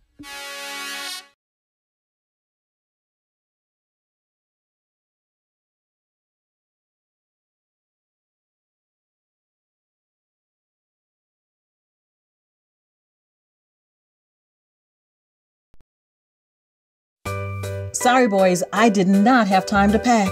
We got this. It's right here, guys. We got this. I thought I could handle it. We got this. Moving doesn't have to be a hassle. Call us first at 2 Men and a Truck. No matter the move, home or business, we'll make it a smooth one. I forgot something. We got this. When you're in need of auto repairs, look no further than Nice Tire and Auto Service. Nice has been in business for 16 years with long-term, knowledgeable sales associates. They have the latest wheel balancing machine in the industry. And for passenger vehicles, they service AC, brakes, suspension, tune-ups, and much more. Never sit through a long wait. Nice Tire and Auto has 10 service bays to get you back on the road quickly. If you have tire problems, check out their large inventory with various Goodyear and Michelin tires. Nice Tire and Auto Service, 4792 Bluntstown Highway, 574-4100. Landowners, Mahindra's inventory clearance sale is going on now. We're reducing prices like never before on the toughest utility vehicles on earth. Like a Mahindra XTV 750S as low as $135 a month. Or get up to $3,450 in cash back and savings. Plus, Mahindra's 3-year limited powertrain warranty comes standard. I'm talking tough, like a state of mind. Tough, like a soldier on the front line. Tough when it gets rough, like my Ford truck. Always enough, I'm talking tough. Franklin Spring Creek Ford, the place to find your next truck in southern Georgia. I'm talking tough. Hey y'all, we're Chris and Preston from Low Cash. Head to Franklin Spring Creek Ford and see them about all of your vehicle needs. And current Nissan owners, listen to this. Special owner loyalty pricing with new 2017 Maxima starting at just $27,995 and new 2017 Murano starting at only $25,995. So come experience the craft difference when you shop for a car. If you have any questions, you want to make sure you got the absolute best deal, just ask for me, Chris Kraft Sr. or my floor manager, Jack Benny. Kraft Nissan on Mahan Drive between Academy Sports and Costco. Prices include dealer preparation charge. Hey folks, Ron Vitrano here with great news for North Florida and South Georgia used car, truck, and SUV buyers. Car Gurus has named its top-rated used car dealer for 2017, Frank's Auto World on West Tennessee Street. Car Gurus rates each used vehicle for sale based on price and rates it as bad, fair, or a good deal. Who's the most good deals? FranksAutoWorld.com. Think I'm kidding? Type in FranksAutoWorld.com on your smartphone, iPad, or desktop. Get multiple pictures and even a free Carfax of each vehicle and a rating by Car Gurus showing you the price is a good deal. FranksAutoWorld.com. Out on the golf course, there are the obvious hazards. There's the pond, the bunker, the rough, the even rougher. Yeah, put me down for an 8. The giant maples. The row of houses out of bounds on the right. The angry flock of geese who've surrounded your ball. Even the occasional groundskeeper you had no clue was there. But if you think you found every possible hazard out there, think again. The hazard you missed could actually be a killer. It's the spot on your skin, the one that could be skin cancer. Fact is, if you're a man over 50, you're in a group most likely to develop skin cancer, including melanoma, the kind that kills 1 person every hour. 1 in 5 Americans is likely to develop a form of skin cancer during their lifetime. That's why your best shot is to check for a spot. It's easy. Follow through and check your skin. It could be the save of a lifetime. Go to spotskincancer.org to find out how. A message from the American Academy of Dermatology. Hi, it's Jamie, Progressive's Employee of the Month, 2 months in a row. Leave a message at the... Hi, Jamie. It's me, Jamie. I just had a new idea for our song about the Name Your Price tool.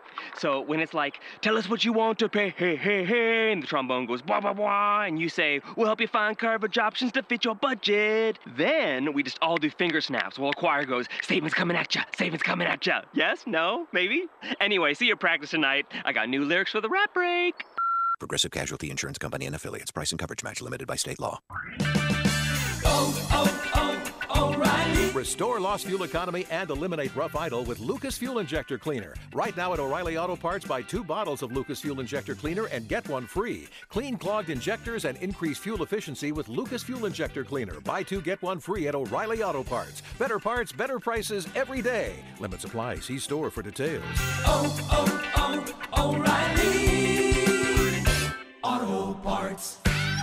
You're locked in with the Jeff Cameron Show on 97.9 ESPN Radio.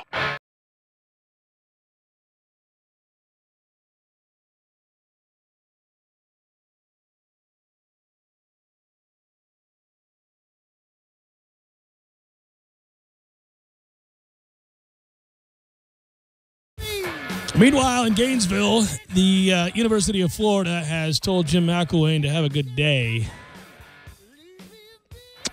despite leading the Gators to the SEC championship game twice after winning the East. I remember getting into an argument with a Gator who was taking issue with my slight of Jim McElwain, who I called average at best, and he's winning.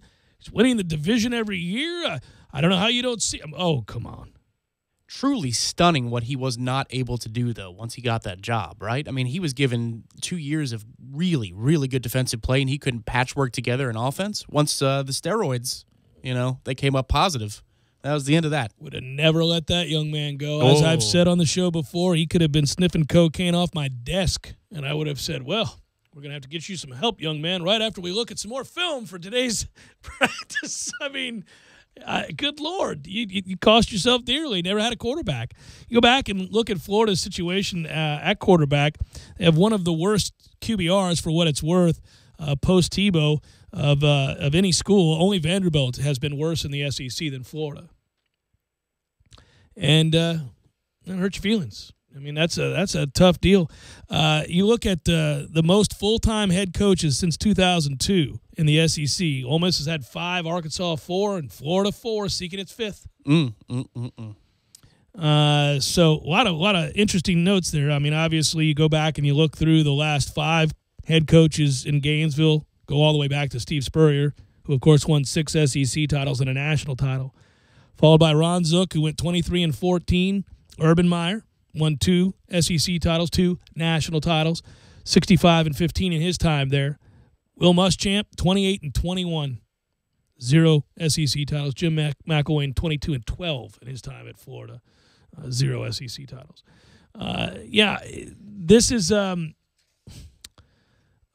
bit of a fortunate turn for Florida. I got to imagine that the university and the powers that be and the Bull Gators and those that were eager to make a change, but found it difficult because Florida had won back-to-back division titles and hadn't had that profoundly poor season that their play on the field suggests they should have had. They were wrestling with this. And then the head coach lies about getting death threats, and they got him dead to rights. And he can't come up with those emails or voicemails or whatever it was that they asked him to produce. And then publicly they noted that he couldn't. And it was at that moment you and I had a conversation in which we thought, he's done. Because they wouldn't publicly embarrass the man like that unless they planned on getting rid of him. Yeah, but I didn't think he'd be done on the 29th of October. Well, 42-7 in a game that could have been 105-7 if they chose to have a little bit more fun with it. Guys, this is our chance. We might beat Florida State this year, so we can't do it then. We need to do it now. So they get out from under their burden, and they do so for considerably less than they would have had to if they just fired him. And, of course, they can leverage the for-cause element of a contract once he lies the way that he does. So they just bring him in, and they say, we don't want to really do that. You don't really want us to do that. So why don't we negotiate a deal here that's considerably less than what we would have had to have paid you, but doesn't embarrass you publicly, and we won't go for cause. You can get another job. We'll give you this amount of money, and you can get the hell up out of here. I hear Saban's staff has an opening. It always does. Yeah, so there you go. And, I mean, that's, Florida's efficiency in the SEC the last 4 seasons, offensively, 13th, 12th, 13th. In the SEC. Mm-hmm. Where there is very little offense. Yep. Eyes weren't playing tricks on us when we were watching those games. It was worst win percentage versus AP-ranked teams. Missouri's 0-6. South Carolina's 1-8. And then there's Florida with a whopping 4-9 record. So, it's not surprising. Once they got the out, they took advantage of it. It's all the more reason that Florida State has to take, obviously a good look at what it's doing, and Jimbo Fisher has to get this turned around in a hurry. Man, okay, so Miami's getting lucky these days right now, but they're winning, and that matters to recruits. Florida made the right decision, but he hasn't recruited all that well the last couple of years, so it might take a year for them to patch it all back together and but get to a just place. being competent on offense, I imagine, will certainly elevate, maybe not the overall win-loss record, but the efficiency of their offense. Certainly. We have the advantage in players right now. Miami's catching us, but we have the advantage over the other two in players and ability right now. But all I can think of last break before I hit the music to start this segment, man, I'm glad we came back from 21-3 down out in Pasadena to win that title. I'm glad we won it when we were there. Yeah, well, you got to cash in, man. I'm glad we cashed in. Yeah, when you get opportunities to make it happen, they don't come around all that often. I know it feels like when things are rolling, as we did, that they'll just continue to roll. You can't foresee the plane into the side of the mountain, if you will. But as we noted, when it was happening, it's very easy for things to go sideways. We just watched Urban Meyer do it at Florida. He had this magnificent thing rolling, winning championships, recruiting, both in-state programs that were his rivals were down. Georgia was down. Just everything was merry. And then it wasn't. Because of a lack of attention to details, a lack of consistency regarding the rules, the influx of, 30-plus people charged with crimes, and ignoring certain transgressions from certain players, which has an effect on the rest of your team. Yet dismissing Cam Newton. That played a part in it, too. Thank goodness. If he didn't dismiss Cam Newton, they might have been able to overcome all of that. Man. He might still be there. Yeah, thank goodness they did.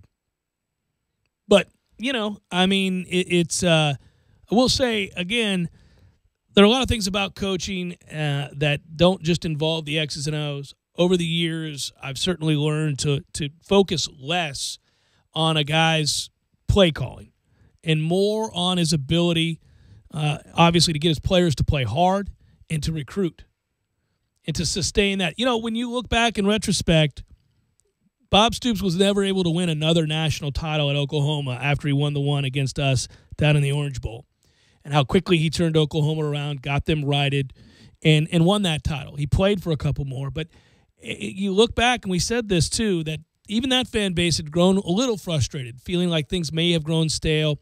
And he was steady winning Big 12 titles, unlike Mac Brown. Steady winning 10-plus games. But they would always have that setback, that game where you'd go, oh, Bob, what happened to Big Game Bob? You lose that game. But maybe that's just the reality. That sustaining elite level of play is nearly impossible. There's one guy in college football who's doing it. One. It's Nick Saban. That's it. Now, the trick is to do what Bob did, though. It's fine. Maybe you can't sustain that. Maybe you're never going to get back all the way back, but you can't be 2-5. You can't go 4-8. You can't, you got to sustain 10-win, 9-10-win seasons. It's a really important year ahead. This is, for the balance of power in the state. Oh, it's not fascinating. No. From a statewide standpoint, you're right. If you just take a huge step back and think of college football in the state of Florida and the crossroads these programs are at, where Miami's headed, finally moving in the right direction, where Florida is today, which is not a good place, but better than they were yesterday, or the day before, I should say, when McElwain hadn't been fired, and where Florida State is, which is right now in the midst of an all-time bad season, especially when you consider the talent that they have. But what will be done in the next 2 to 3 years, and trying to predict that, trying to guess whether or not Coach Fisher could do the things that we're talking about, whether or not Florida will make the right hire. I think it's Dan Mullen. Obviously, it'll be a good hire there.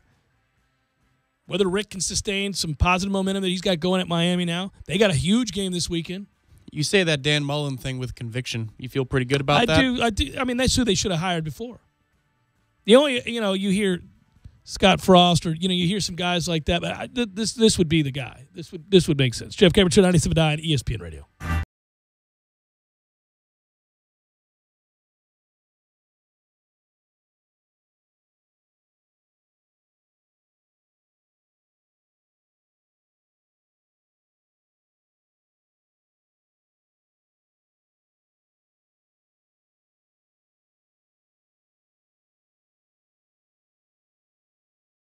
When you're in need of auto repairs, look no further than Nice Tire and Auto Service. Nice has been in business for 16 years with long-term, knowledgeable sales associates. They have the latest wheel balancing machine in the industry. And for passenger vehicles, they service AC, brakes, suspension, tune-ups, and much more. Never sit through a long wait. Nice Tire and Auto has 10 service bays to get you back on the road quickly. If you have tire problems, check out their large inventory with various Goodyear and Michelin tires. Nice Tire and Auto Service, 4792 Bluntstown Highway, 574-4100. Landowners, Mahindra's inventory clearance sale is going on now. We're reducing prices like never before on the toughest tractors on earth. Like a Mahindra Emax 22 as low as $99 a month. Or get up to $8,100 in cash back and savings. Plus, Mahindra's 7-year limited powertrain warranty comes standard. I'm talking tough, like a state of mind. Tough, like a soldier on the front line. Tough when it gets rough, like my Ford truck. Always enough, I'm talking tough. Franklin Spring Creek Ford, the place to find your next truck in southern Georgia. I'm talking tough. Hey y'all, we're Chris and Preston from Low Cash. Head to Franklin Spring Creek Ford and see them about all of your vehicle needs. Sorry, boys, I did not have time to pack. We got this. It's right here, guys. We got this. I thought I could handle it. We got this. Moving doesn't have to be a hassle. Call us first at 2 Men and a Truck.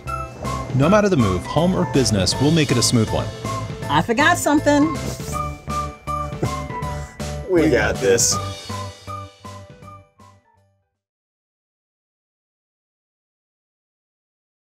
They knock off the Jets heading into next week.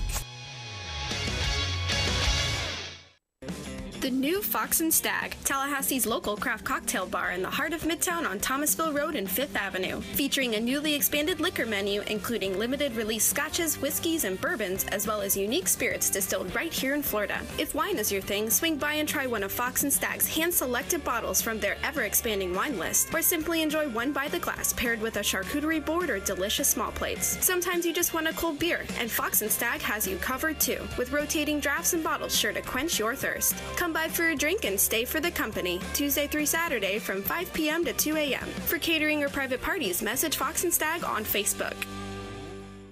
Landowners, Mahindra's inventory clearance sale is going on now. We're reducing prices like never before on the toughest tractors on earth. Like a Mahindra Emax 22 as low as $99 a month, or up to $8,100 in cash back and savings. Only from Mahindra. North Florida and South Georgia's authorized Mahindra dealer is TNT Super Center, US 19 South in Thomasville, and at TNTSupercenter.com. Offer with approved credit. See dealer for details. Program restrictions may apply.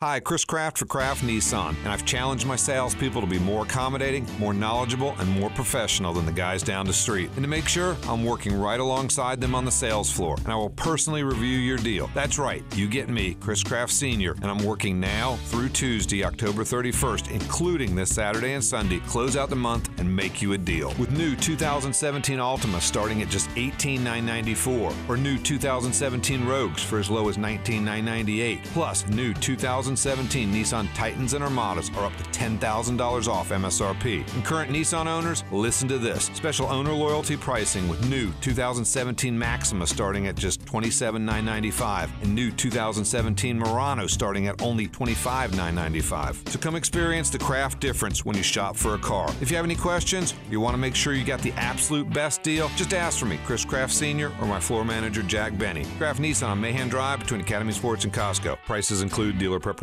charge. You can always count on the crisp, refreshing taste of Bud Light, just like you can always count on just-in-time Jane. She's rescued you from more bad dates than you want to remember. Close-talking Clyde, lied about his height Larry, and lest we forget, Whispering Walt. He was probably a nice guy if you only heard a single word he said. Just-in-time Jane is famous among friends. She deserves a Bud Light. Enjoy responsibly. Bud Light Beer, AB, St. Louis, Missouri. Football season is in full swing, and so is AAA One Transmission. AAA One Transmission is locally owned and operated by Tim Pridgett, who's been servicing the Tallahassee area for over 37 years. Brakes, transmissions, electrical systems, tune-ups, and battery checks. No matter what ails your vehicle, AAA One Transmission can make your automobile healthy again. Don't put off your auto repairs. Stop it at 1023 North Monroe Street or call them at 222-2532. Nole fans, ESPN Tallahassee's official home for FSU watch parties in 2017 is Miller's Ale House on Appalachia Parkway. Francois to throw for the end zone. It is caught. Touchdown. Seminoles are going for the win. The ESPN Tallahassee team will be on hand for every Seminole away football game with giveaways, a chance to win some great prizes, and to have a good time. To the pylon. He's into the end zone for an FSU touchdown. So, when the Noles hit the road, join us at Miller's Ale House on the Parkway, the official FSU watch party headquarters of your home of the best in Seminole sports talk. 97.9 ESPN Radio, Tallahassee Sports Authority. Live from the Dale Earnhardt Jr. Buick GMC Cadillac Studios in the capital city of Tallahassee, this is the Jeff Cameron Show on 97.9 ESPN Radio. Man Cave Monday, brought to you by Experamac of Tallahassee. Experamac, Tallahassee's trusted tech source for Apple. Stopping at 346 South Magnolia Drive or call at 765-2012 today.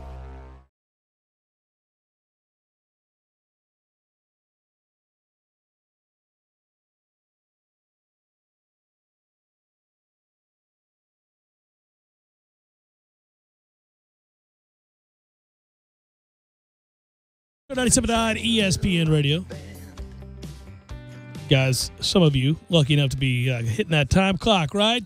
Punch card, still got those back in the day? Punch out, man. Just the clocking out.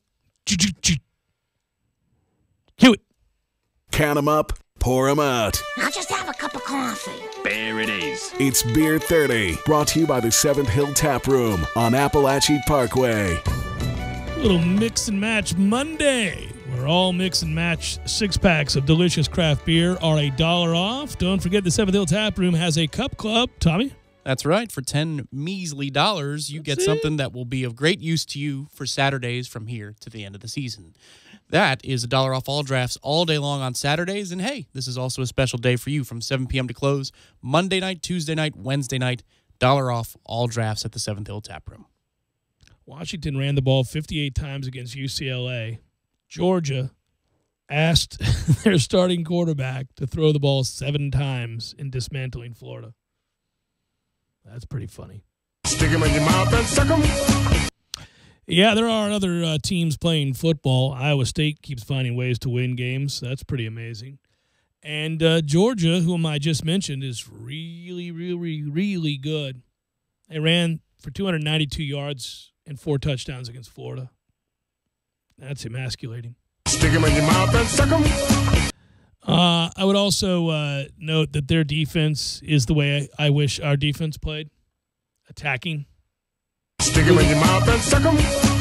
Take no prisoners. Just a whole lot of flying around to the ball. Flying to the ball? Yeah, man. It's something to behold. You know, we also called that Wisconsin ugly-ass win. Oh, that's over why Illinois. You don't touch it. Don't touch it. We knew it. They don't cover. Notre Dame 35-14. They run the football, very, very physical, play good defense, have turned it all around. I don't know where Cover City is, but I can tell you it's not in the state of Wisconsin. I know that much. No, it never is. J.T. Barrett, 13 for 13 in the fourth quarter, 170 yards and 3 touchdowns, all in the fourth, to unseat Penn State in a 39-38 thriller. Big win. Oklahoma whooped up on Texas Tech, kind of got righted as we get set for these first playoff rankings. Washington, as we knew, would beat up on the tent of suspicion that is UCLA, and they did. Oklahoma State over West Virginia, some fun games. And Virginia Tech, 24-3 over Duke. It's an important 24-3, though. It's an important 24-3 right there. Meanwhile, South Florida, peace. 28-24 to Houston, and that'll hurt your feelings. Also note that TCU got beat in Ames. So it's an interesting weekend that was. Sets up for an interesting couple of weeks here, obviously, as the football rankings come out tomorrow night. You have big games no matter what by default because there's a lot more on the line. Now you officially know where you stand. But you got Bedlam this weekend kicking off at 4 o'clock. Clemson, NC State, of course, this weekend. That's a midday game. It's a 3:30 game.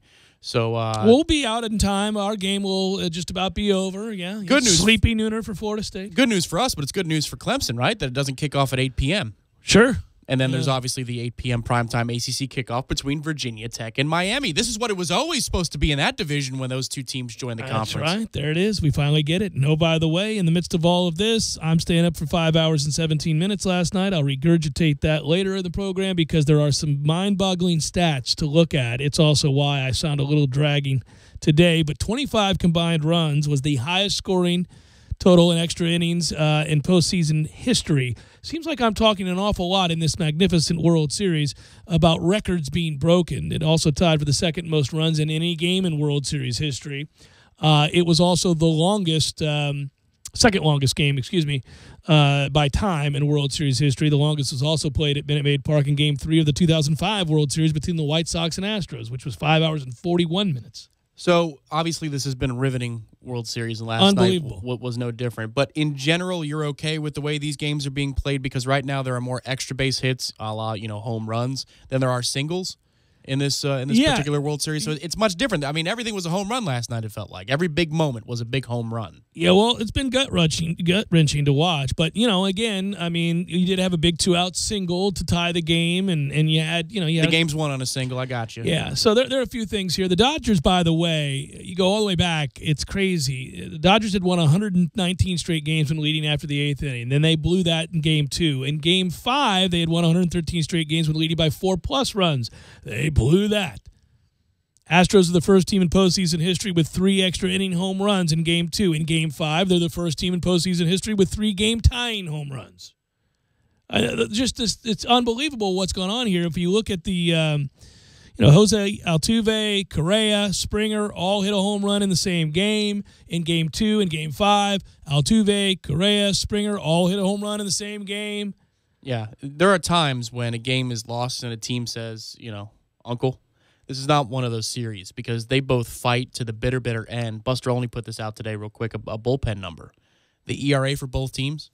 All right, the Dodgers bullpen ERA for the World Series is a 5.32, and the Astros is a 7.58. Yeah, no, these bullpens are failing miserably. But one thing I want to point out is you see the starters going shorter and shorter in these games. It's been a trend in baseball in the postseason as of late, and the onus falling back on bullpen arms. Well, one of the things that's happened now, I think, with technology, and you listen to players and MLB experts break these things down. I've seen something on MLB Network recently that was interesting. I think it was Duquette was on former GM, was saying that with the tools available to hitters now, the vaunted third time through the order statistic that we all knew, that really, if you look at yesteryear, wasn't part of it, and that's why guys would throw crazy amounts of innings and they had unbelievable arms, and it was we don't believe guys will ever amass a 56-game hit streak, for example, because now we're so specialized. Back in the days, you were hitting off a guy for the 3rd time. You were hitting off a guy for the 4th and 5th time in some cases. Doesn't happen anymore. They pull guys immediately. The problem is that the guys you bring in have fewer pitch selections. They'd have fewer pitches that they throw. So with the tools available, technologically speaking, when you can sit in the dugout in the clubhouse and really analyze what a reliever does, which is he throws this pitch exceptionally well. If you see him more times than you would have in years past, which is the case now, guys lock in better and have the tools to fix these problems and adjust to that pitch or these pitches better than ever before. So bullpens, in some cases, now obviously the Yankees bullpen was very effective throughout the course of the year.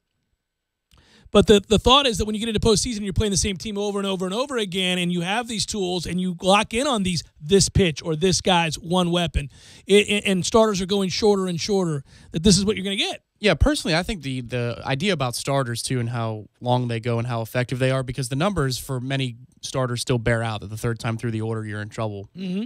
I think it's more about the starters and their stamina than it is anything else at this point, because the StatCast numbers, I mean, the spray charts, the hot-cold zones, they exist for pitchers too. It used to be, I remember when Carlos Delgado came to the Mets way back in the mid-2000s, and he had a black book that he kept. Right. And it was meticulous notes on every pitcher he It ever was like faced. a big deal to be able to do that, yeah. It was a big deal to be able to get into the book, and he would have to trust you. He'd have to know you're going to be around long enough on his own team that he would open up the book and he'd give you a couple of hints as to what this pitcher was about.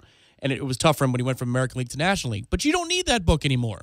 You know, other than maybe a personal pitch selection. They all get their iPad handed to them, but yeah. Right, exactly. It's a different time and place, so everybody knows everything about everybody. You know, it's the call-ups that are the dangerous ones. It's, you know. Yeah, when you never saw a guy. A spot start in June on a Thursday. I'm like, oh, no, this kid's going to, he's going to strike out 12 because nobody knows his rhythm, his pattern, his repertoire, none of it. But they all know about the pros. So to me, it's about, do you have what it takes to throw 110 pitches under duress? I think and I think one of the interesting aspects of what we're talking about here isn't so much whether or not bullpens are going to get hit harder or be utilized more often or be more dominant or less dominant, but rather what goes into managing a series like this. Now, armed with the information that you have, obviously, third time through the order, as we just got done talking about, is almost seemingly death on a lot of these starting pitchers, so managers are reluctant. And at the first sign of trouble, they go to that bullpen. But now, again, you're talking about bringing in guys that are specialty guys that have one pitch as opposed to four that they can throw for strikes, and guys with the technological breakdowns that they get before every game know exactly what that is. It's crazy to watch Jensen try to go longer than he normally would, and how the contact rate is so much higher. Now, this is funny. I was talking with an Uber driver. I took an Uber from our pregame show about 3 weeks ago to the stadium area because I didn't take the car to the stadium. Yeah. So we're talking about the idea of, will it fundamentally change pitchers? Will the idea of pitching be, you're a 3 and a 4 inning guy, and there's maybe 6 of those, 7 of those in a pitching staff, and all you do is rotate Just them. constant one time through the order. Well, I mean, if we're going to whittle down pitch counts to the point where in youth baseball, you're conditioned to hit this many pitches rather than it was in the old days. But in youth baseball, you should, because teams now, a lot of people now play year-round, which they ought not, but they do. And, Well, that's also true. That's the thing that John Smoltz is big on, the year-round kind of stuff versus, branching out, playing all kinds of sports and then hone in later in life. But if you're going to be conditioned from that point through single A all the way up through the system, and you can't pitch, more than 105 or 110, your arm is not conditioned to do that, well, what are we doing at this point? Because the way hitters are patient these days, what is that, 5 2/3 at best? The Astros, by the way, comeback was even more stunning when you look at the fact that it was against Clayton Kershaw. We're talking about stamina. The Dodgers were 49-1 since 2012 when Clayton Kershaw pitched with at least a 4-run lead, and that included in the playoffs. They had won, as I said, 113 straight games overall in which it led by at least 4 runs. That was the longest active streak in Major League Baseball. Basically, Kershaw was money if you gave him that kind of a lead. And I think who amongst us didn't watch early and think, oh, boy, well, Dallas Keuchel didn't do his squad any favors here. It's now 3-0, and they're not coming back from this. And especially when you saw Kershaw pitch his last time out, you're seeing a dominant, locked-in Kershaw. He had been able to get past the monkey on his back with a lot of the people that, to some degree, unfairly criticized postseason performances. And I'm thinking he's all set, and then boom. What's more valuable at a certain point? A fifth starter or a long reliever who can give you 2 or 3 innings every other night, and he's got more pitches like you're talking about. More pitches to select from, yeah. I mean, it's every other night if you need him for an inning or two, but if you need him tonight because you can't get through the 4th, well, then he's going to be your bridge to your setup man. People are going to start thinking about this fundamentally differently. It's kind of like when we were talking about hybrid players before they came about. Well, yeah, and now we looking at Jalen Ramsey and guys like that. And Cam Chancellor, and Oh, yeah, it's crazy. This next game, obviously, this series can't end, right? No, we need a 7th game. You can't end like this. It's been too good. I need that 7th game. Puig said there would be a 7th game, so that's it, Tom. He said there will be a 7th game. If Puig says He's telling us. So, final hour, 4th Cup. Stay with Jeff Cameron Show.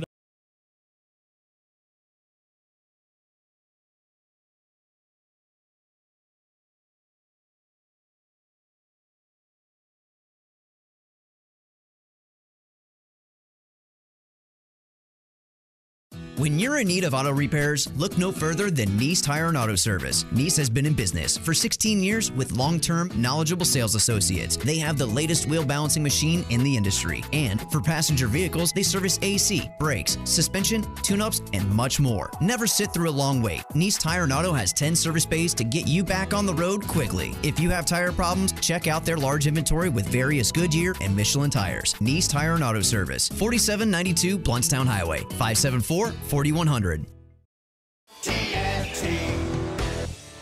Landowners, Mahindra's inventory clearance sale is going on now. We're reducing prices like never before on the toughest tractors on earth. Like a Mahindra Emax 22 as low as $99 a month. Or get up to $8,100 in cash back and savings. Plus, Mahindra's 7-year limited powertrain warranty comes standard. I'm talking tough, like a state of mind. Tough, like a soldier on the front line. Tough when it gets rough, like my poor truck. Always enough, I'm talking tough. Franklin Spring Creek Ford, the place to find your next truck in southern Georgia. I'm talking tough. Hey y'all, we're Chris and Preston from Low Cash. Head to Franklin Spring Creek Ford and see them about all of your vehicle needs. Sorry, boys, I did not have time to pack. We got this. It's right here, guys. We got this. I thought I could handle it. We got this. Moving doesn't have to be a hassle. Call us first at 2 Men and a Truck. No matter the move, home or business, we'll make it a smooth one. I forgot something. We got this.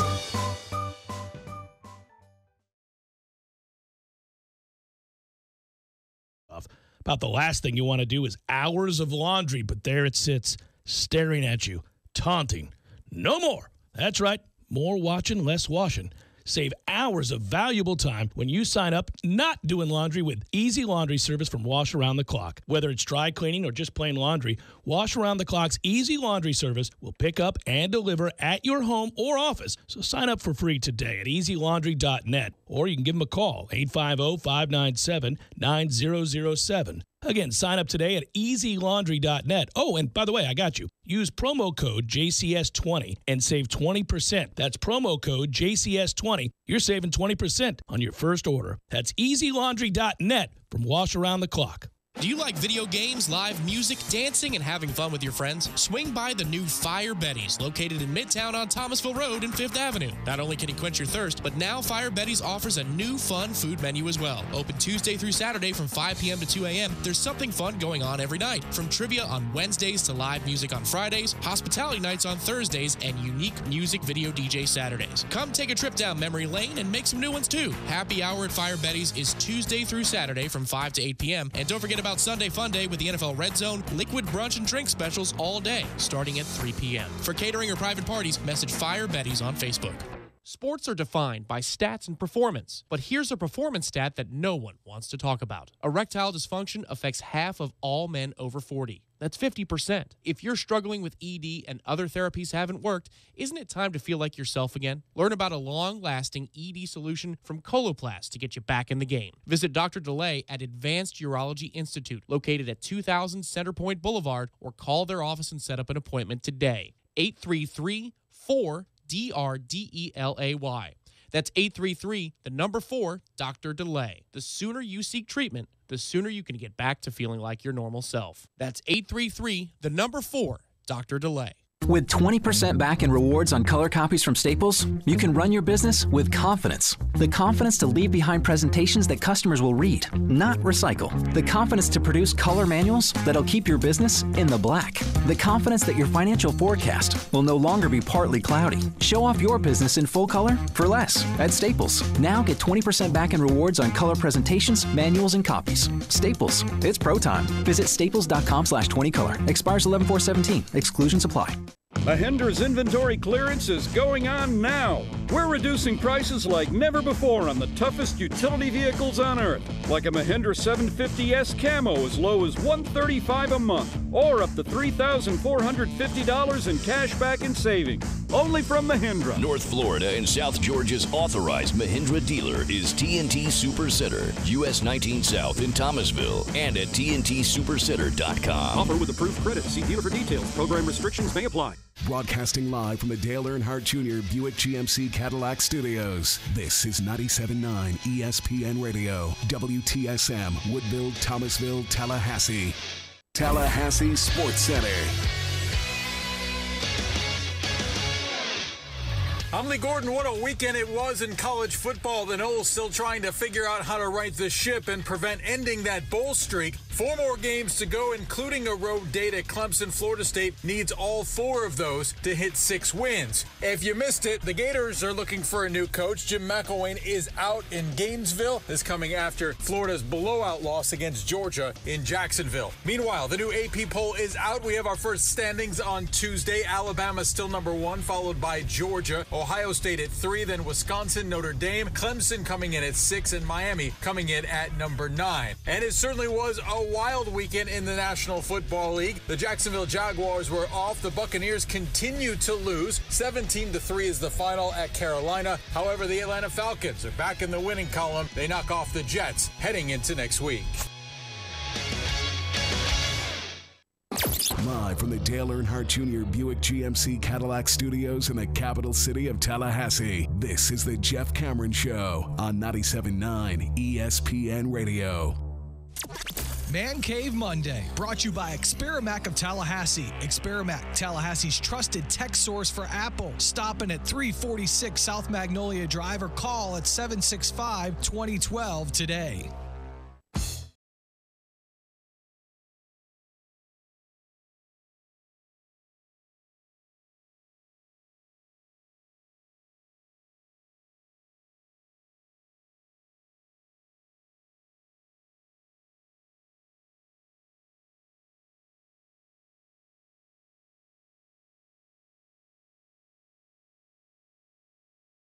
Final hour of the Jeff Cameron Show, at least for today. Thanks for tuning to it. I'm Jeff. That's Tom. We're online, ESPNTallahassee.com. That's where you go to listen live via the streaming free. Always don't miss anything. You do miss something. Hey, it happens sometimes. We get busy, right? Distracted. Things happen. Oh, the Jeff Cameron Show. I missed some of it. Go back and catch up at your leisure. All 3 hours posted commercial, not commercial free. You got one little liner there that I read, but it's brief. Both on iTunes and in our own audio vault. You can email the show if you like. It's jcs@979espnradio.com. A lot of great emails. A lot of really thoughtful, well-done emails. Keep them coming. Some other kind of crazy emails. Twitter @JCameronShow, WTSM app, and on YouTube it's ESPN Tallahassee. Thanks for watching. If you're just hopping in your car, then you've missed me say some things about the putrid state of the program. And if you've been listening to the entire time, then you're going to hear me reiterate things that you've already heard. So that's how this radio stuff works, because theoretically you have a new audience every 15 minutes, and including that 5 o'clock hour, which is important. People get off work, they hop in the car, they want to hear a brand new start. So let's just start with what we want, which is a brand new start. But can't get it. Jimbo Fisher has to now make changes across the board. What is that going to look like? Oh, I don't know, but maybe 6 to 7 coaches, I would think. I would think that's already in the works. And, you know, there's no getting around the fact that you hit rock bottom. That's what rock bottom looks like when you have better players at every position, because the best player that they have didn't play, a guy that you could legitimately say would start for Florida State and Landry, didn't play in this football game. You get the gift. When they announced that, I went, oh, well, all right. But it made no difference because they didn't want to play football. And we warned last week, we warned on Friday that if you didn't feel like being there, if you weren't tuned in and you had checked out a while back, you'd get blown out by Boston College. I didn't figure it would happen. We saw the mounting problems and the poor play, but 35-3 leaves no questions. That's it. So now you're stuck because you're in limbo, because Florida's moving forward. They fire their coach. They get a gift from the gods to be able to do so, and they negotiate a deal, and now he's gone. Miami's moving in the right way, and so you've got to get with the getting. You're going to have to find a way to finish out this season, find some positives if you can. I don't know if he can reach them because the players have quit on the coaches, and when players quit on coaches, they're awfully hard to get back, at least within the season. You can maybe do it the next year, but it's very, very difficult. You know, I used to have a saying where I said that, you know, once players quit, you got to fire the coach. Now, this is slightly different in that I don't think they've quit on each other. I feel like when you watch play-to-play, you have the goal line stand, you watch some things here, the players are expending the energy necessary to try to make plays. When I talk about quitting in a classic sense, I'm talking about loafing, not trying, ignoring responsibilities, ignoring you. Yeah, it could be semantics, right? You could say, but I think that's different. They have, I think, quit on the coaches, or they've at the very least stopped hearing what the coaches are telling them because they don't trust them. They don't believe in them. They don't believe they're being put in a position to succeed, and it's hard to blame them. It's hard to blame them. How we got to this point, I don't know. It obviously begins and ends with Jimbo Fisher. That's the only place it can start and end. It has to be with the head man. That's the guy that's the singular voice of the program. That's the guy who preaches process, is a disciplinarian, is a guy that has radically altered Florida State first for the good and now for the bad. And he's got to figure out how and why that happened. And I think it begins looking inward. What I think is really difficult for him now is as he discovers these things, or if he even shows a willingness to go through that process, he can't tell you that publicly. I think it's awkward for him, first of all. I don't think it's something that he enjoys doing. He doesn't strike me as a touchy-feely type, at least not publicly. So it's going to be hard for him. Let's say he's recognized, I got to do something different. I've got to change. I've got to go about my business differently. The process has to change.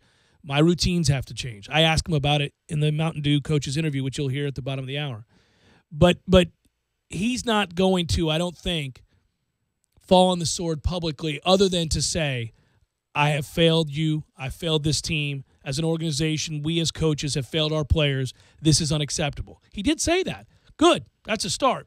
But he's not going to do the thing that you get in the Barbara Walters interview, you know, where you sit down and you go, well, I reached a crossroads in my life, and it occurred to me only after much deliberation and pain and setbacks, both on and off the field, that I had to change how I went about my day and the way I coached my players and the way that I talked to them in the meeting rooms and the way that I interacted with my staff that I hired and the way that I interacted with all those in the athletic department. He's not going to do that. It might be good for him to.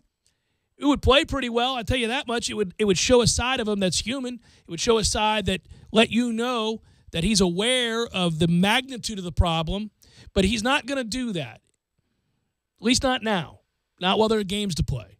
So you're not going to get what you want, and that's been the overriding message on today's show, is that what you want is the mea culpa. What you want is for him to say, I'm responsible for it all. I have failed. They're all fired. I'm going to change. Believe me, this will never happen again. Stick with us and come watch us play football the remainder of this year and into next. He's not going to do that. I think the hard part is after the Louisville game, we talked about it last week and said they haven't quit largely. I mean, there are times where you go, moments where a guy makes a business decision. Yeah, the plays, there are certain drives where there are 4 or 5 plays and you go, oh, well, we're kind of teetering here, but then they'd always respond. Sometimes it was because, frankly, the offense would score a big touchdown, and so you got to stick with it. Or sometimes, the opposing team would make a dumb decision. See Cutcliffe throwing a toss pass for no reason when they're moving the ball down the field. Yeah. And that keeps you invested in the game. But how many times can you be delivered, decisive blows in the waning moments of a game that you could win, but you don't, before you start to think about it, before it starts to pile on? And, I wish it wasn't bound to happen, but it felt like it was bound to happen. And then what you see on Friday was the result of just that. There's an emotional toll that comes with all of this. Yeah. So you don't believe in the message like you did, say, as a program in 2013. The players clearly don't believe in the coaches the way they did back then. And then you get handed negative reinforcement after negative reinforcement, and even the get-right games that you think when you look at your schedule like Wake and Duke are played out. You only win those by 7 and by the skin of your teeth. That takes such an exhausting emotional toll on you. And we saw that exhaustion play out on the field on Friday. Yeah, and it's inexcusable. There's nowhere to you don't have to dissect the plays of the game. You don't have to talk about who played well and who didn't. You don't have to talk about any coaching maneuvers or anything like that. It was a completely embarrassing moment in this, in prime time for the nation to watch, a humiliating blow.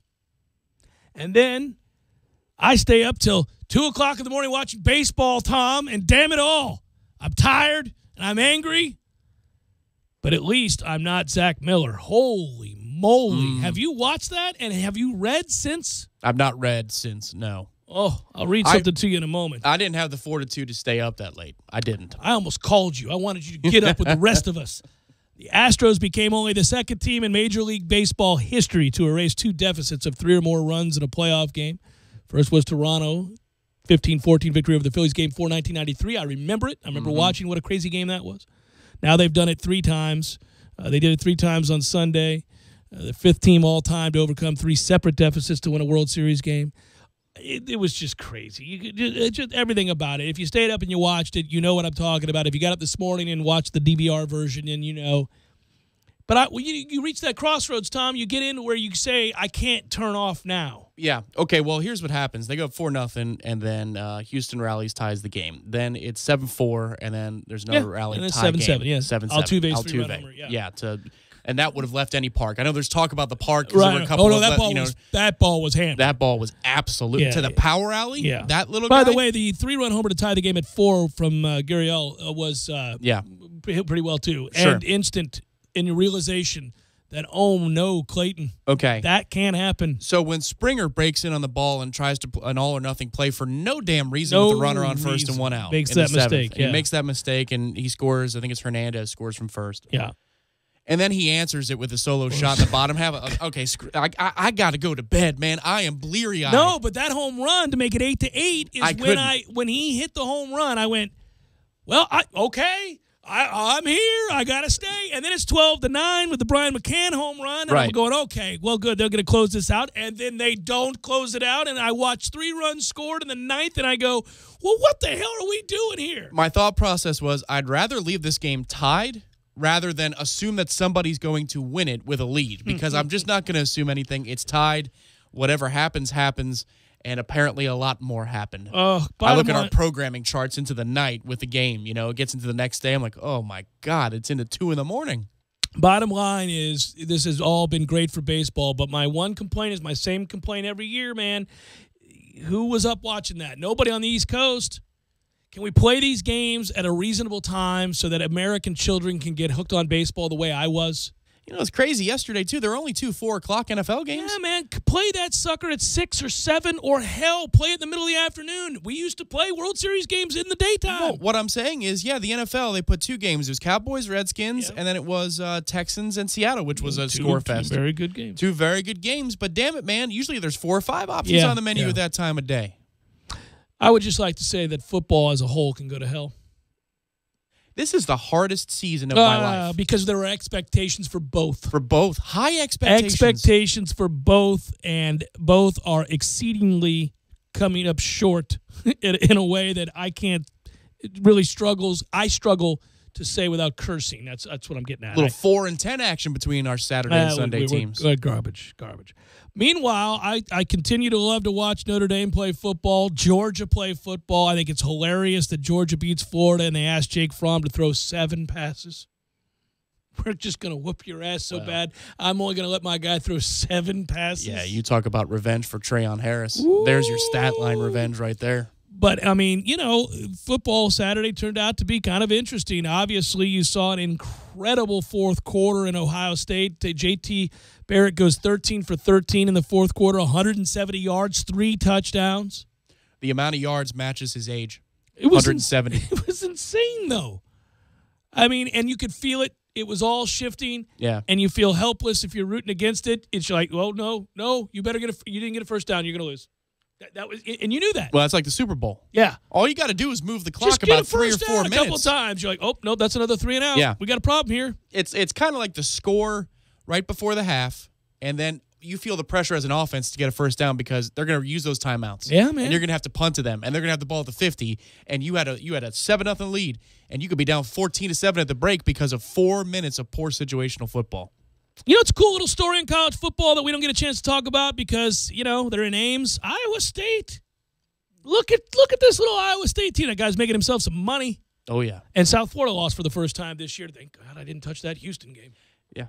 Oh, you did? I'm sorry. I did. Hey, man, I had a winning week. I had a 3-2 week. I had a winning week. Could have stayed away from. Did you stay away from Carolina, Miami at least? No. Tom, those are my 2 losses. Tom, we had the conversation on the air. We were vetting that game on the air, buddy. I was saying, come on, my man. Well, hey, man, you win some, you lose some. The Sharks were telling you, don't bet this game. Yeah. Well, I got it at under 21, you know. Actually, there was a key sequence there. They blocked a punt in the end of the first half, and they didn't come away with a touchdown. I thought, oh, well, that's that. You know what? Maybe it was the second half. You know what game you had to know, right? Because we actually nailed this sucker I'm so proud of. Obviously, I nailed Georgia. But we saw that 14.5 coming from Vegas with Clemson, Georgia Tech a mile away. Yes. We're like, yeah. You're going to win by 14, aren't you? I think I said 31-17. I got the hook, by the way. I waited. It was around 5, 6 o'clock on Saturday, and I took the hook. It was a little late on the cover, but, I mean, come on now. That's the problem. That game had the hook killing you from the start. I'm like, that's a good line. We talked about those lines. I couldn't get the hook until 6 o'clock. Yeah. So I took the hook, and that's what gave me my winning week, sweating it out for a winning week. You'll hear from Jimbo Fisher this hour. It's coming up. Jeff Cameron Show, 97.9 ESPN Radio.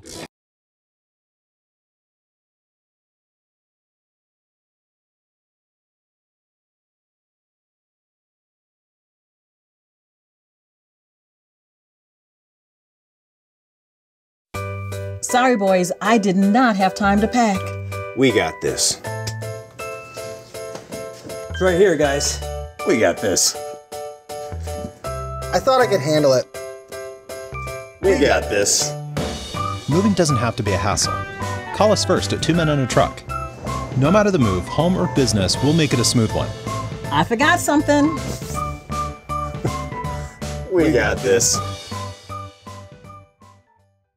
When you're in need of auto repairs, look no further than Nice Tire and Auto Service. Nice has been in business for 16 years with long-term, knowledgeable sales associates. They have the latest wheel balancing machine in the industry. And for passenger vehicles, they service AC, brakes, suspension, tune-ups, and much more. Never sit through a long wait. Nice Tire and Auto has 10 service bays to get you back on the road quickly. If you have tire problems, check out their large inventory with various Goodyear and Michelin tires. Nice Tire and Auto Service, 4792 Bluntstown Highway, 574-4100. Landowners, Mahindra's inventory clearance sale is going on now. We're reducing prices like never before on the toughest utility vehicles on earth. Like a Mahindra XTV 750S as low as $135 a month. Or get up to $3,450 in cash back and savings. Plus, Mahindra's 3-year limited powertrain warranty comes standard. I'm talking tough, like a state of mind. Tough, like a soldier on the front line. Tough when it gets rough, like my poor truck. Always enough, I'm talking tough. Franklin Spring Creek Ford, the place to find your next truck in southern Georgia. I'm talking tough. Hey y'all, we're Chris and Preston from Low Cash. Head to Franklin Spring Creek Ford and see them about all of your vehicle needs.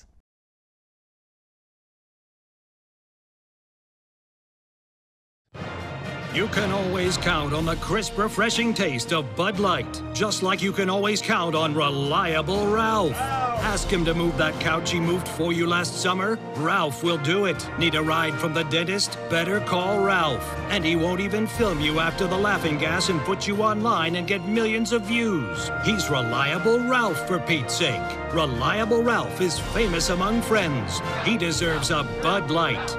Enjoy responsibly. Bud Light Beer, AB St. Louis, Missouri. Woohoo! Banditos! Huh? Where? Banditos Burritos, baby. Fire up the grills for another season of Seminole football. 2nd and 3, patient, then explosive, and a touchdown for the Noles. It's Tallahassee Game Day, your ESPN Tallahassee pregame show, featuring Jeff Cameron and Tom Lang. Yeah, I like them. Get the latest news, interviews, and insights 3 hours ahead of kickoff before the Noles defend home turf. Hey, on Saturday, we're going to play a game. We're going to most likely win that game, and we're going to celebrate on Sunday. Tallahassee Game Day is brought to you by Whole Foods Market, a leader in natural and organic food that brings the highest quality of local and global products to Tallahassee. Whole Foods Market, located at 1817 Thomasville Road, and presented by MMT Clinics of Florida. Visit mmtcfl.com. To the That's a Seminoles touchdown. Proof Brewing Company is Tallahassee's first and largest production craft brewery since 2012. They are locally owned and operated inside Railroad Square Art Park. Visit Proof's expansive brewery, outdoor beer garden, and tasting room with live music on Friday evenings. Proof Brewing Company's award-winning beers 850 and Mango Wit are now available in 6-pack cans. Follow Proof Brewing Company on Facebook or visit online at proofbrewingco.com for more info. Proof Brewing Company reminds you to please drink responsibly. You're listening to The Jeff Cameron Show on 97.9 ESPN Radio.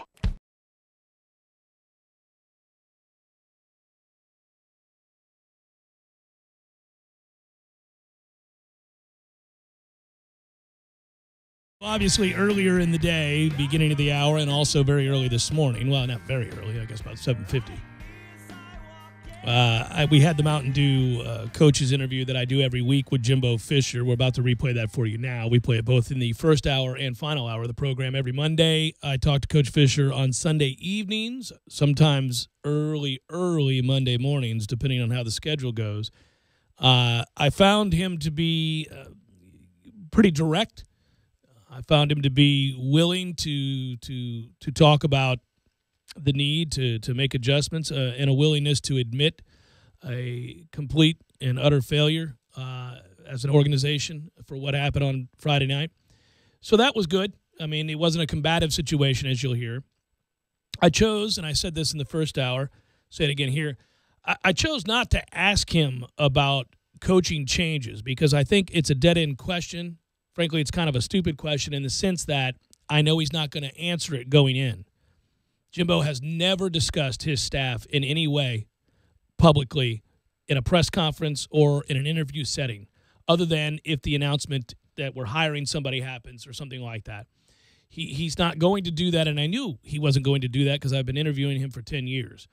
It was discussed off the record beforehand, and he told me, Jeff, you can ask it every which way to Sunday if you want. I'm not going to answer it. And I said, I wasn't going to ask it because I knew that. And that's just the benefit of having talked to the guy for a long time. I knew that was going to be the case. So for those of you that have emailed today or asked, why didn't you ask him about staff changes? He's not going to answer it. It's fruitless, literally. There would be no need to do it. It's a waste of our time. He's not going to answer that. So until he does, right? If he makes an announcement, if somebody gets fired in season, if somebody gets let go and that leaks, it's called a statement released by the university. That's how that not works. A one-on-one with, you. Now, if this were a TV interview and the camera is trained on Jimbo Fisher as well as myself, and you're playing to an audience at home who wants to see the reaction to that question, you can justify, I think, answering that question or asking that question. I think that's how that typically works in my mind, is that for TV interviews, it's a little bit different. Or in a press conference setting. Yeah. I mean, it doesn't even have to be fixated on the media pool right, as well as Jimbo. It could just be fixed on Jimbo, and there it is. So you can get his reaction. So the point of this whole thing is we're really in limbo here. I want to reiterate something that I've said throughout really the last few weeks. We're in real limbo here. It's a hellish place to be right now because Florida has acted.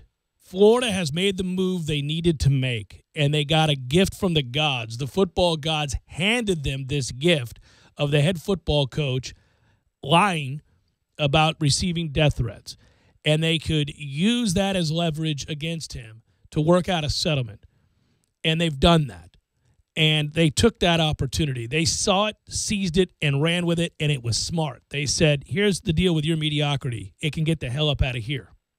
And now they're going to bring in Dan Mullen, and now they're going to start to probably put the pieces back together again. Don't know how long that'll take, but I would imagine Florida will start getting back on the right track here again soon. We've seen now Miami has finally done that. After years of us being able to celebrate the fact that they kept making the wrong hires, they refused to spend on infrastructure, they didn't do the right things to be a competitive football program, they moved in the right direction, and they got Mark Richt. And now currently, while probably the most average of all the remaining undefeated teams by far, they are, however, undefeated. And that builds momentum in the recruiting circles. They are well coached. He is a professional, and they're moving in the right direction. So now it becomes imperative for Jimbo Fisher and for Florida State to get buttoned up and get this figured out. Well, this is something, we said right out the gate. We talked about it for weeks how, let's look and see what we can take with us to 2018, the football product on the field. What players are going to be with us and who's really with us, meaning committed, who clearly cares on the field. Mm-hmm. And we'll wait till December. No more. You can't. Listen, they may have Jimbo may offer zero more than he was going to before Florida made the move that it made when it comes to talking to the media, talking publicly about coaches' jobs and or who they might be courting behind closed doors. But that courting counts for so much more now. Now you're in a recruiting race, not just for February and signing day. You're in a recruiting race for filling out your coaching staff against another big-time coach that Florida is going to be seeking to, behind closed doors, at least get a commitment from. It's an unmitigated disaster. That's what he's presiding over currently. He has absolutely allowed this to deteriorate to a place of shambles. And he's not going anywhere, I don't think. So that means massive changes. I don't think it's a question of if. It's just when it will be announced and how many. I'm still of the mindset 6 to 7 guys get replaced. And that's a good thing. That is a good thing. You got to get younger, hipper, wiser, better. And he can do that with these hires. But he has to look in the mirror. And I keep bringing this up, and we'll play something after we play this interview. This is a step in the right direction. Earlier this afternoon, he took a step in the wrong direction, I think unwittingly so. And part of it's his awkwardness and his attempts at humor, and it's a misstep. And it doesn't play very well. But it also speaks to that uncomfortable place he's at in his mind right now and what he's trying to deal, what's on his plate. You're trying to prepare a team for a football game Saturday. You still have basically Parents' Weekend and Homecoming, and these are games that you're going to have to play, and you still got to go on the road and face Clemson, and you got to go on the road and face Florida. And it's not okay to just lose all these games. They're not going to lose to Delaware State, but it's conceivable that we're presiding over a 3-win campaign here, maybe. And I don't know that you can do much more damage than 35-3 on a Friday night. But if you lose at home and we remain winless, and then you go get trounced by Clemson, lapped as you are as a program currently, and then in the winning streak over Florida, who's now trying to get their act together, I do think it goes to a darker place. I think suddenly the support that the vast majority of Florida State fans still have for Jimbo would deteriorate further. I think right now, most fans, not all, most fans are of the mindset, okay, all right, you better make changes, buddy, big time, and this is it. This is it. You got one more shot. Fire all these losers, bring in some guys, get this turned around, or you're gone next. That's where most people are at. But that goodwill, whatever remains, will be gone if he loses to Syracuse, Clemson, and Florida. Well, I know we get into semantics about that. You're gone. Listen, the university has to worry about you're gone, but I'm off you is fully within the power of the fans. Well, that's what I mean. That's the fans can't. And I know you do, but yeah, that's what I mean. Yes, that's when people will just wash their hands and walk away. They'll say, "I'm not supporting this." Listen, if you read some of the emails that booster members are sending to the university that forward to us, and if I could read through my weekend texts of some powerful boosters saying, I'm not going to go support a team that's not going to try.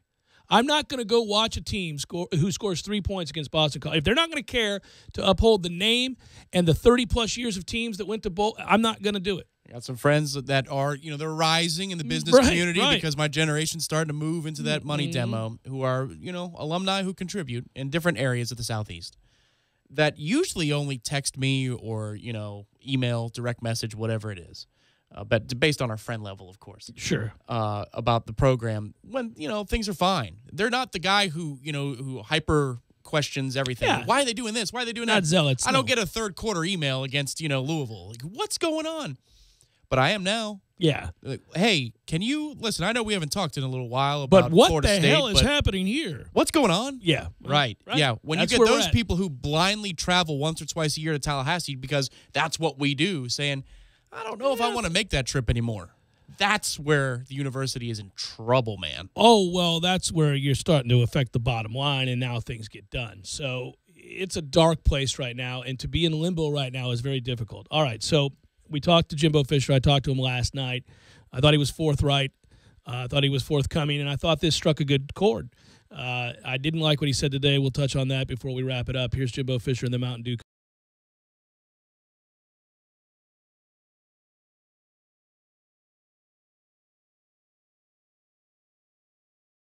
Self-explanatory. We see a 35-3 game, and we all know that Florida State's capable of a lot more than that. And so, first, let me ask you, how are you doing during this very frustrating time? I know it has to be for you and your coaches and players. How are you hanging in? Well, we're hanging. It's all part of it as far as, you're not used to it. You're not around it. But at the same time, you got to evaluate it and know what makes it tick. And like I say, we were off on that game, didn't play well, and we have to evaluate that, do some soul searching, because the thing that bothered me is our fans deserve better. And I say that from this point. The other games, we were outscored, and I say we made technical errors, but we competed in the game as well. And our fans deserve better than that. We need to do a better job. Have you ever, you've been playing and coaching a long time. As a player, did you ever experience something like this? And if so, what did you do? Well, I was never on a losing team. Well, there you go. I was never on a losing team. So, I mean, we had one year where we won 2 conference championships in a row, my freshman, sophomore year of college. And then my junior year, we lost a couple games, ended up being, I think, 7-4 or something like that. We didn't win the conference, and we had a couple 2 or 3 game loss thing in there. A couple guys got hurt. I actually got hurt for a while, played hurt, then came back and we got it going. But it challenges you, and it makes you appreciate winning, and you have to soul search and remember how to win and all the little things you have to make sure you sacrifice and do, and how fine that line is. Sometimes you take it for granted, but how fine that line is between winning and losing, and you've got to be able to find that line again, and you got to, refocus yourself. As I say, if you use a computer, reboot yourself to go back and do all the things right and make sure it doesn't happen. Coach, you're routine oriented. Most effective people are. They have things that they believe in and that they use, and it helps people get into comfort zones. They know what to expect. Would you consider making changes to routines, and how, if it would that be effective? And if it wouldn't, you can tell me. No, that is true. I mean, all right, if you're going to make a change, it's like I always tell play, when you run a play that's not in your base offense, why are you running it? It's got to give you something. You know what I'm saying? Right. Evaluating that. There is thoughts in that. All right, do we change up a little routine here? Do we change up a little routine on Monday or Friday or Thursday or something in practice? We need to do a little more or a little less. Evaluate it off things that we're not doing as well. And we have done that at a little, take 3 minutes off this period and put a little more time there, add it to that period. You know what I'm saying? Things of that routine. And we've looked at that and made some little tweaks and turns, and there may be, and we'll look at that as we evaluate this week too. Last year, Coach, Showtime kind of took us into practice, and you were talking, I think it was to Derwin, about connecting. And I wonder this year, have you talked to him or any other players for that matter, I guess, out in a similar way to connect? Yeah, we do constantly. I mean, you're constantly with my unit council, with our key leaders, with guys on it, and guys in general, constantly getting the pulse of the team and things that go on and why they go on, and making sure they understand messages. And like I said, I don't think our messages are not getting through, because in the first game we're competitive and the guys can understand that. This one here just disappointed me because of our competition level, and I'm talking about coaches as a whole organization. We failed, and that cannot never be acceptable. Who are the players that you think are let's say, most likely? Like I think back to LaMarcus Joyner, and I think back to guys like Telvin. It's not all that long ago, just a few years ago. I'm going to say this now. When you guys you're mentioning right there, and Jameson and Freeman, you're talking about some of the most special that ever walked on here now, that ever walked on this campus. So you're right. But there's some guys on our team that I think, and Derek Nani does a great job. I mean, he's one up front. Josh Sweat is evolving into that as he's learning to come out of his shell. I mean, Josh is playing really good. Josh actually played a pretty good game in this game. Mm-hmm. He had a couple things in that regard. Derwin, of course, he usually does that in that regard. Eberle does on offense.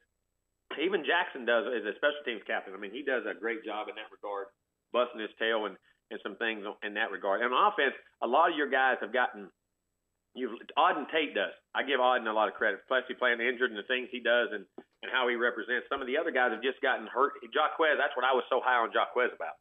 You understand how everybody kept talking about Cam, which I was happy about, but Jacquez was playing well. But all the things he did that no one ever saw. You know what I'm saying? Absolutely. Izzo does by example, but he's not a vocal guy. You mentioned that obviously the result here and the shocking nature of it is unacceptable. What was the locker room like after this game? What were the players? Obviously, they have to be stunned just as you are. They are, and it's like, where at Florida State can that happen? I mean, things like that happen. You know what I'm saying? But it can happen very quickly if you don't. You got to make sure that the spirit. I always say this, and it goes back to my saying: the helmet doesn't make you; you make the helmet. You got to make sure that all those things, you do all those things, and they are. But I'll give this: they were very attentive. They listened. Were very, to the point, and no one was hanging their heads in sadness, but they were listening to every word and understood what we did, and you got to move on. Coach, final couple things. You still have games to play, and right about now, yes, the hard thing is obviously you're going to evaluate, as you said, and you're going to look at what you do, what your coaches do, what your players do, everything about the routine, everything about the program. Obviously, you'll take a look at the end of this season.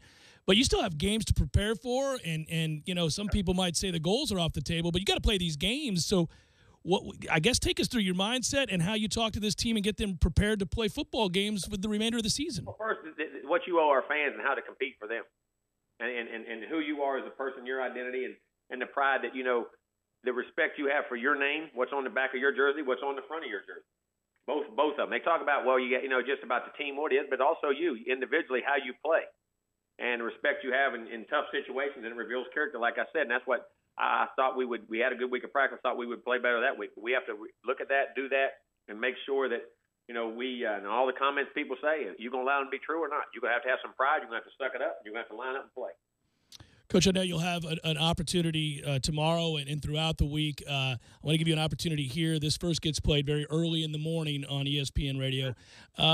Obviously, you could imagine, Coach, people are very concerned. My email inbox has to do, and questions we get has to do with how could this happen here, and what do you want to say to the fans? Well, it's disappointing, but the fine line is even when you're having success, it can happen at any time as far as if things tweak or turn and go one way or the other, because that's kind of the landscape of the world today in certain things. But, you never think those things can happen. But in reality, they do, and that's where you have to pay attention. Dot I's, cross T's, constantly have different changes in your program, invest in your program, invest in the things of where you think it's going to be, not get stagnant in things as coaches, as players, and what your schemes are, but also what your program is. And that it's an ever-changing world today. And I think the parity in college football across the board has created that, and that, you're constantly got to be moving forward. And, who thought it could happen to Notre Dame a year ago? Who thought it could happen to Michigan State a year ago? And how things have happened. And there's other programs that happen, that it goes down like that. Florida at times. I'm not using them. But how fine that line is that we walk, and we have to dot our I's, cross our T's, and keep that great intensity and focus on everything, because success is hard. And we're not going to accept it. I promise you that. And we're not going to tolerate it. So we're going to do everything in our power to change it. Coach, would you reach out to people who have gone through that? I do all the time. I reach out to people who've had success, how to repeat that, guys that have had failure, how to repeat that, so you have plans in place, just like you have, a plan for this. You have things in your repertoire, information about scenarios that happen that haven't even happened. You know what I'm saying? Sure. We do that all the time, constantly. Coach, best of luck preparing this week, and thanks as always for making the time. Thank you, Jeff. All right, take care. That's Jimbo Fisher, the head football coach at Florida State. We'll come back and kind of let's talk about that a little bit. Obviously, candid, straightforward, straight to the point. I think that's what you'd want to hear. It's Jeff Cameron Show, 97.9 ESPN Radio.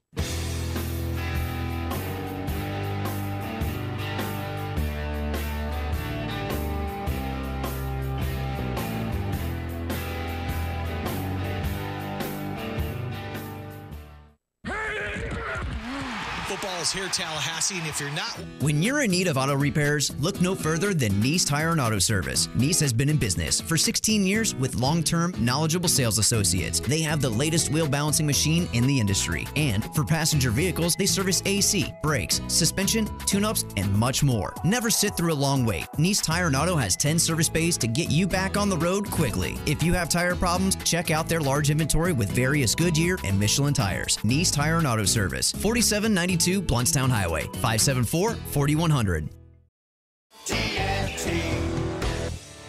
Landowners, Mahindra's inventory clearance sale is going on now.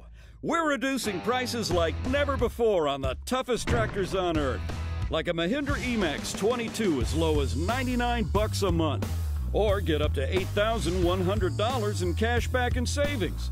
Plus, Mahindra's 7-year limited powertrain warranty comes standard. TNT. I'm talking tough, like a state of mind. Tough, like a soldier on the front line. Tough when it gets rough, like my Ford truck. Always enough. I'm talking tough. Franklin Spring Creek Ford, the place to find your next truck in southern Georgia. I'm talking tough. Hey y'all, we're Chris and Preston from Low Cash. Head to Franklin Spring Creek Ford and see them about all of your vehicle needs. Sorry, boys, I did not have time to pack. We got this.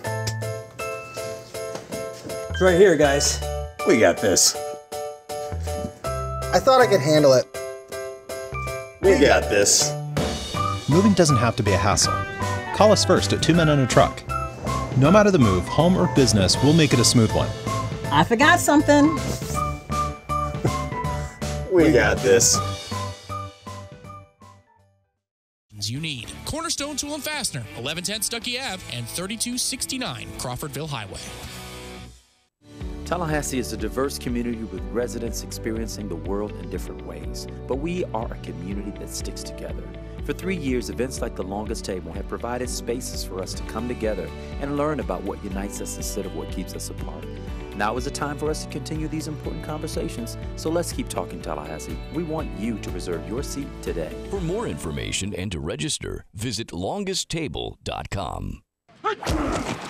Contact your local CenturyLink retail store to enter for a chance to win the CenturyLink Ultimate Football Fan Experience, which includes a trip to the biggest game of the year. For eligibility and official rules, go to CenturyLinkFanForLife.com/FAQ. CenturyLink, your link to what's next. This Day in Sports, brought to you by Superlube. Superlube, 19 Tallahassee area locations. Quick, convenient, no appointment necessary. This day in sports history. October 30th, 1974. Muhammad Ali becomes the heavyweight champion of the world for the second time when he knocks out 25-year-old champ George Foreman in the 8th round of the Rumble in the Jungle. Ali let himself get hit until Foreman wore himself out, a term he coined the rope-a-dope. Ali had lost his title 7 years prior after being accused by the federal government of draft dodging. Tallahassee Sports Center. I'm Lee Gordon. What a weekend it was in college football. The Noles still trying to figure out how to right the ship and prevent ending that bowl streak. 4 more games to go, including a road date at Clemson. Florida State needs all 4 of those to hit 6 wins. If you missed it, the Gators are looking for a new coach. Jim McElwain is out in Gainesville. This coming after Florida's blowout loss against Georgia in Jacksonville. Meanwhile, the new AP poll is out. We have our first standings on Tuesday. Alabama still number 1, followed by Georgia. Ohio State at 3, then Wisconsin, Notre Dame, Clemson coming in at 6, and Miami coming in at number 9. And it certainly was a wild weekend in the National Football League. The Jacksonville Jaguars were off. The Buccaneers continue to lose. 17-3 is the final at Carolina. However, the Atlanta Falcons are back in the winning column. They knock off the Jets heading into next week. Live from the Dale Earnhardt Jr. Buick GMC Cadillac Studios in the capital city of Tallahassee, this is the Jeff Cameron Show on 97.9 ESPN Radio. Man Cave Monday, brought to you by Experamac of Tallahassee. Experamac, Tallahassee's trusted tech source for Apple. Stopping at 346 South Magnolia Drive or call at 765-2012 today.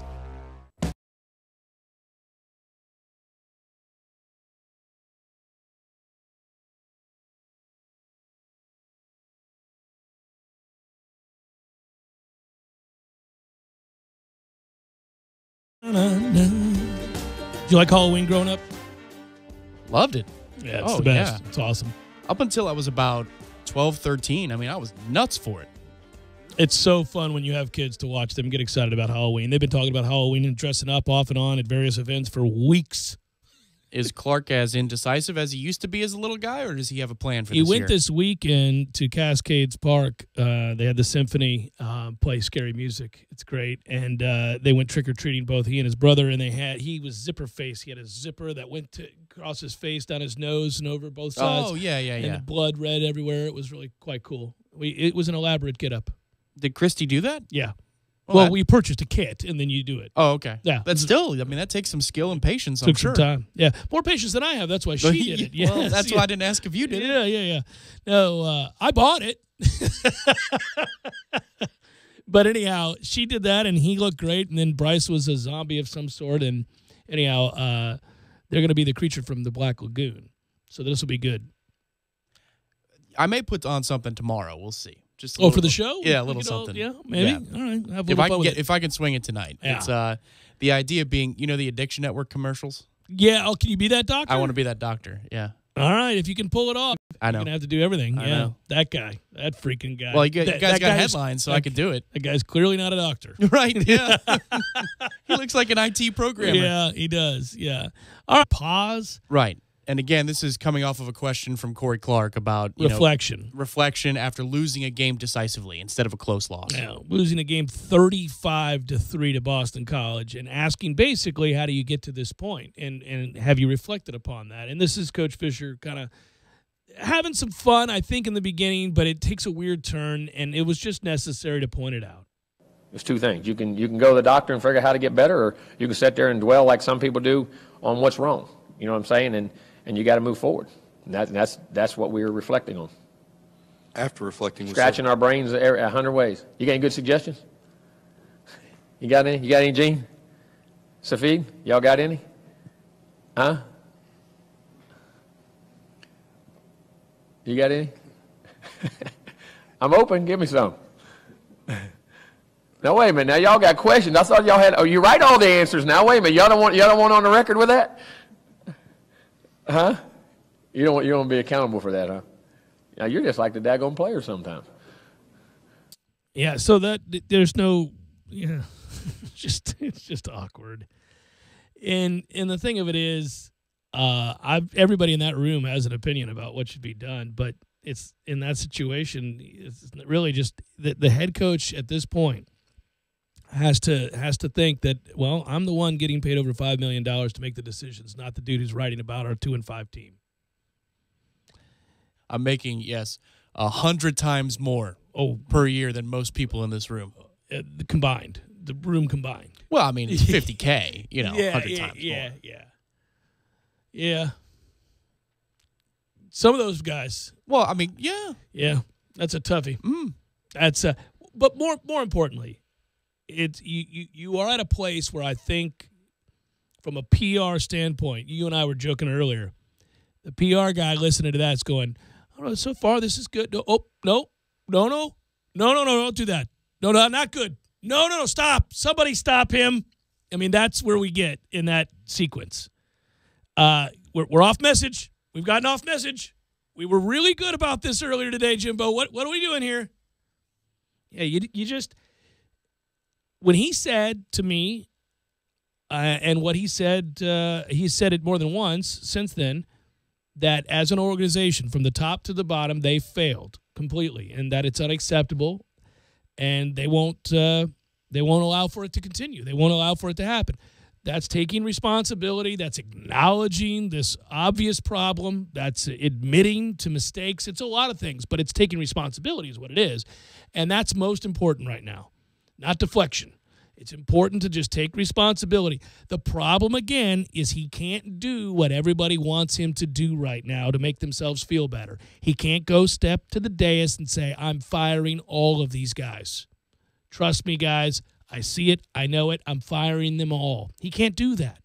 So you're not going to have an answer that satiates the bloodlust you have right now. By the way, understandable bloodlust. I'm not saying you're not right to be angry. Everybody ought to be. This is humiliating.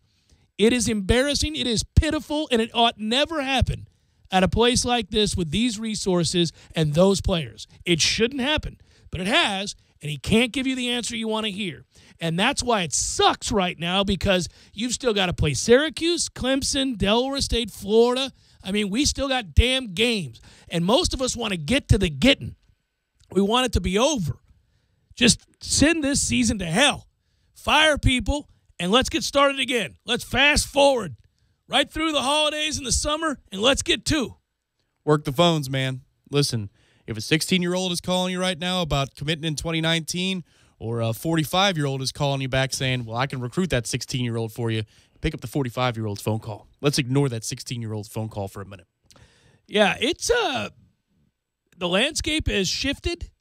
The problems, well, I mean, obviously they're illuminated now in a way they haven't been. Maybe a 35-year-old's phone call. Maybe not a 45-year-old's Let's phone go call. ahead and continue to get a little younger and hipper here. Let's reach out to the kids. Let's get this thing re-energized. And more importantly, though, and I do think this is important, and that's why you got concerned with that clip, and that's why when he does this, when he comes off message and he veers, strays from the course and ends up saying something about a player or a media member, and he deflects like that, what scares you is that it might reveal that there's an unwillingness to look inside and to admit your own mistakes. And that scares people to death, because just bringing in new coaches and not changing the way you coach them or work with them or create the environment or go about reaching out and connecting to players isn't going to change everything overnight. You've got to look inside. No, it's what we said last Monday when you brought up the Brian Kelly article, and it's how seriously is the why is this happening to me question,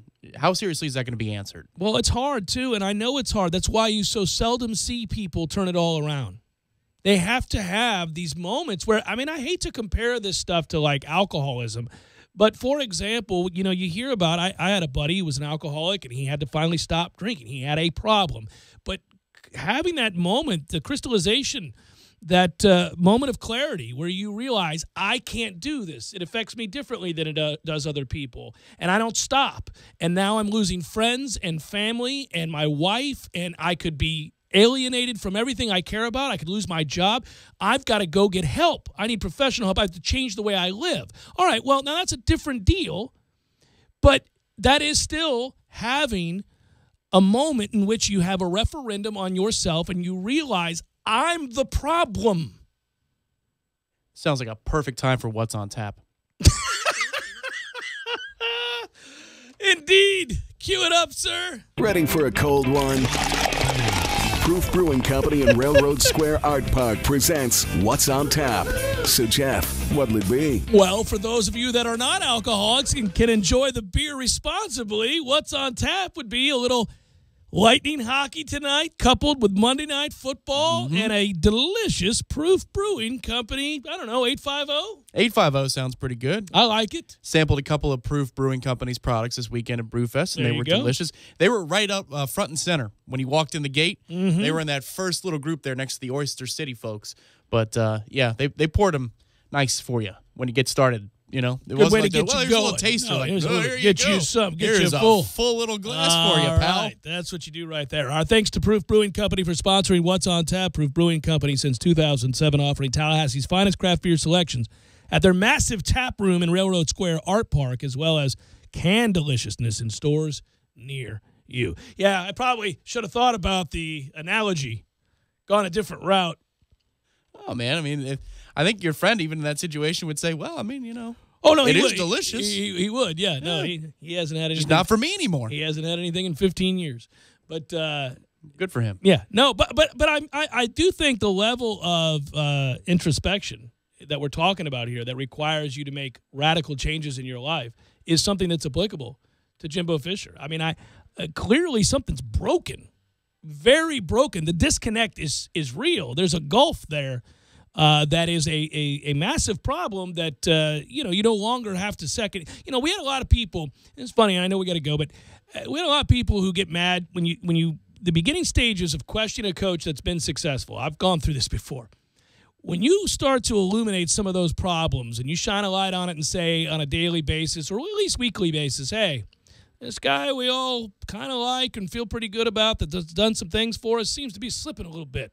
And here's evidence A, and here's another piece of evidence for you.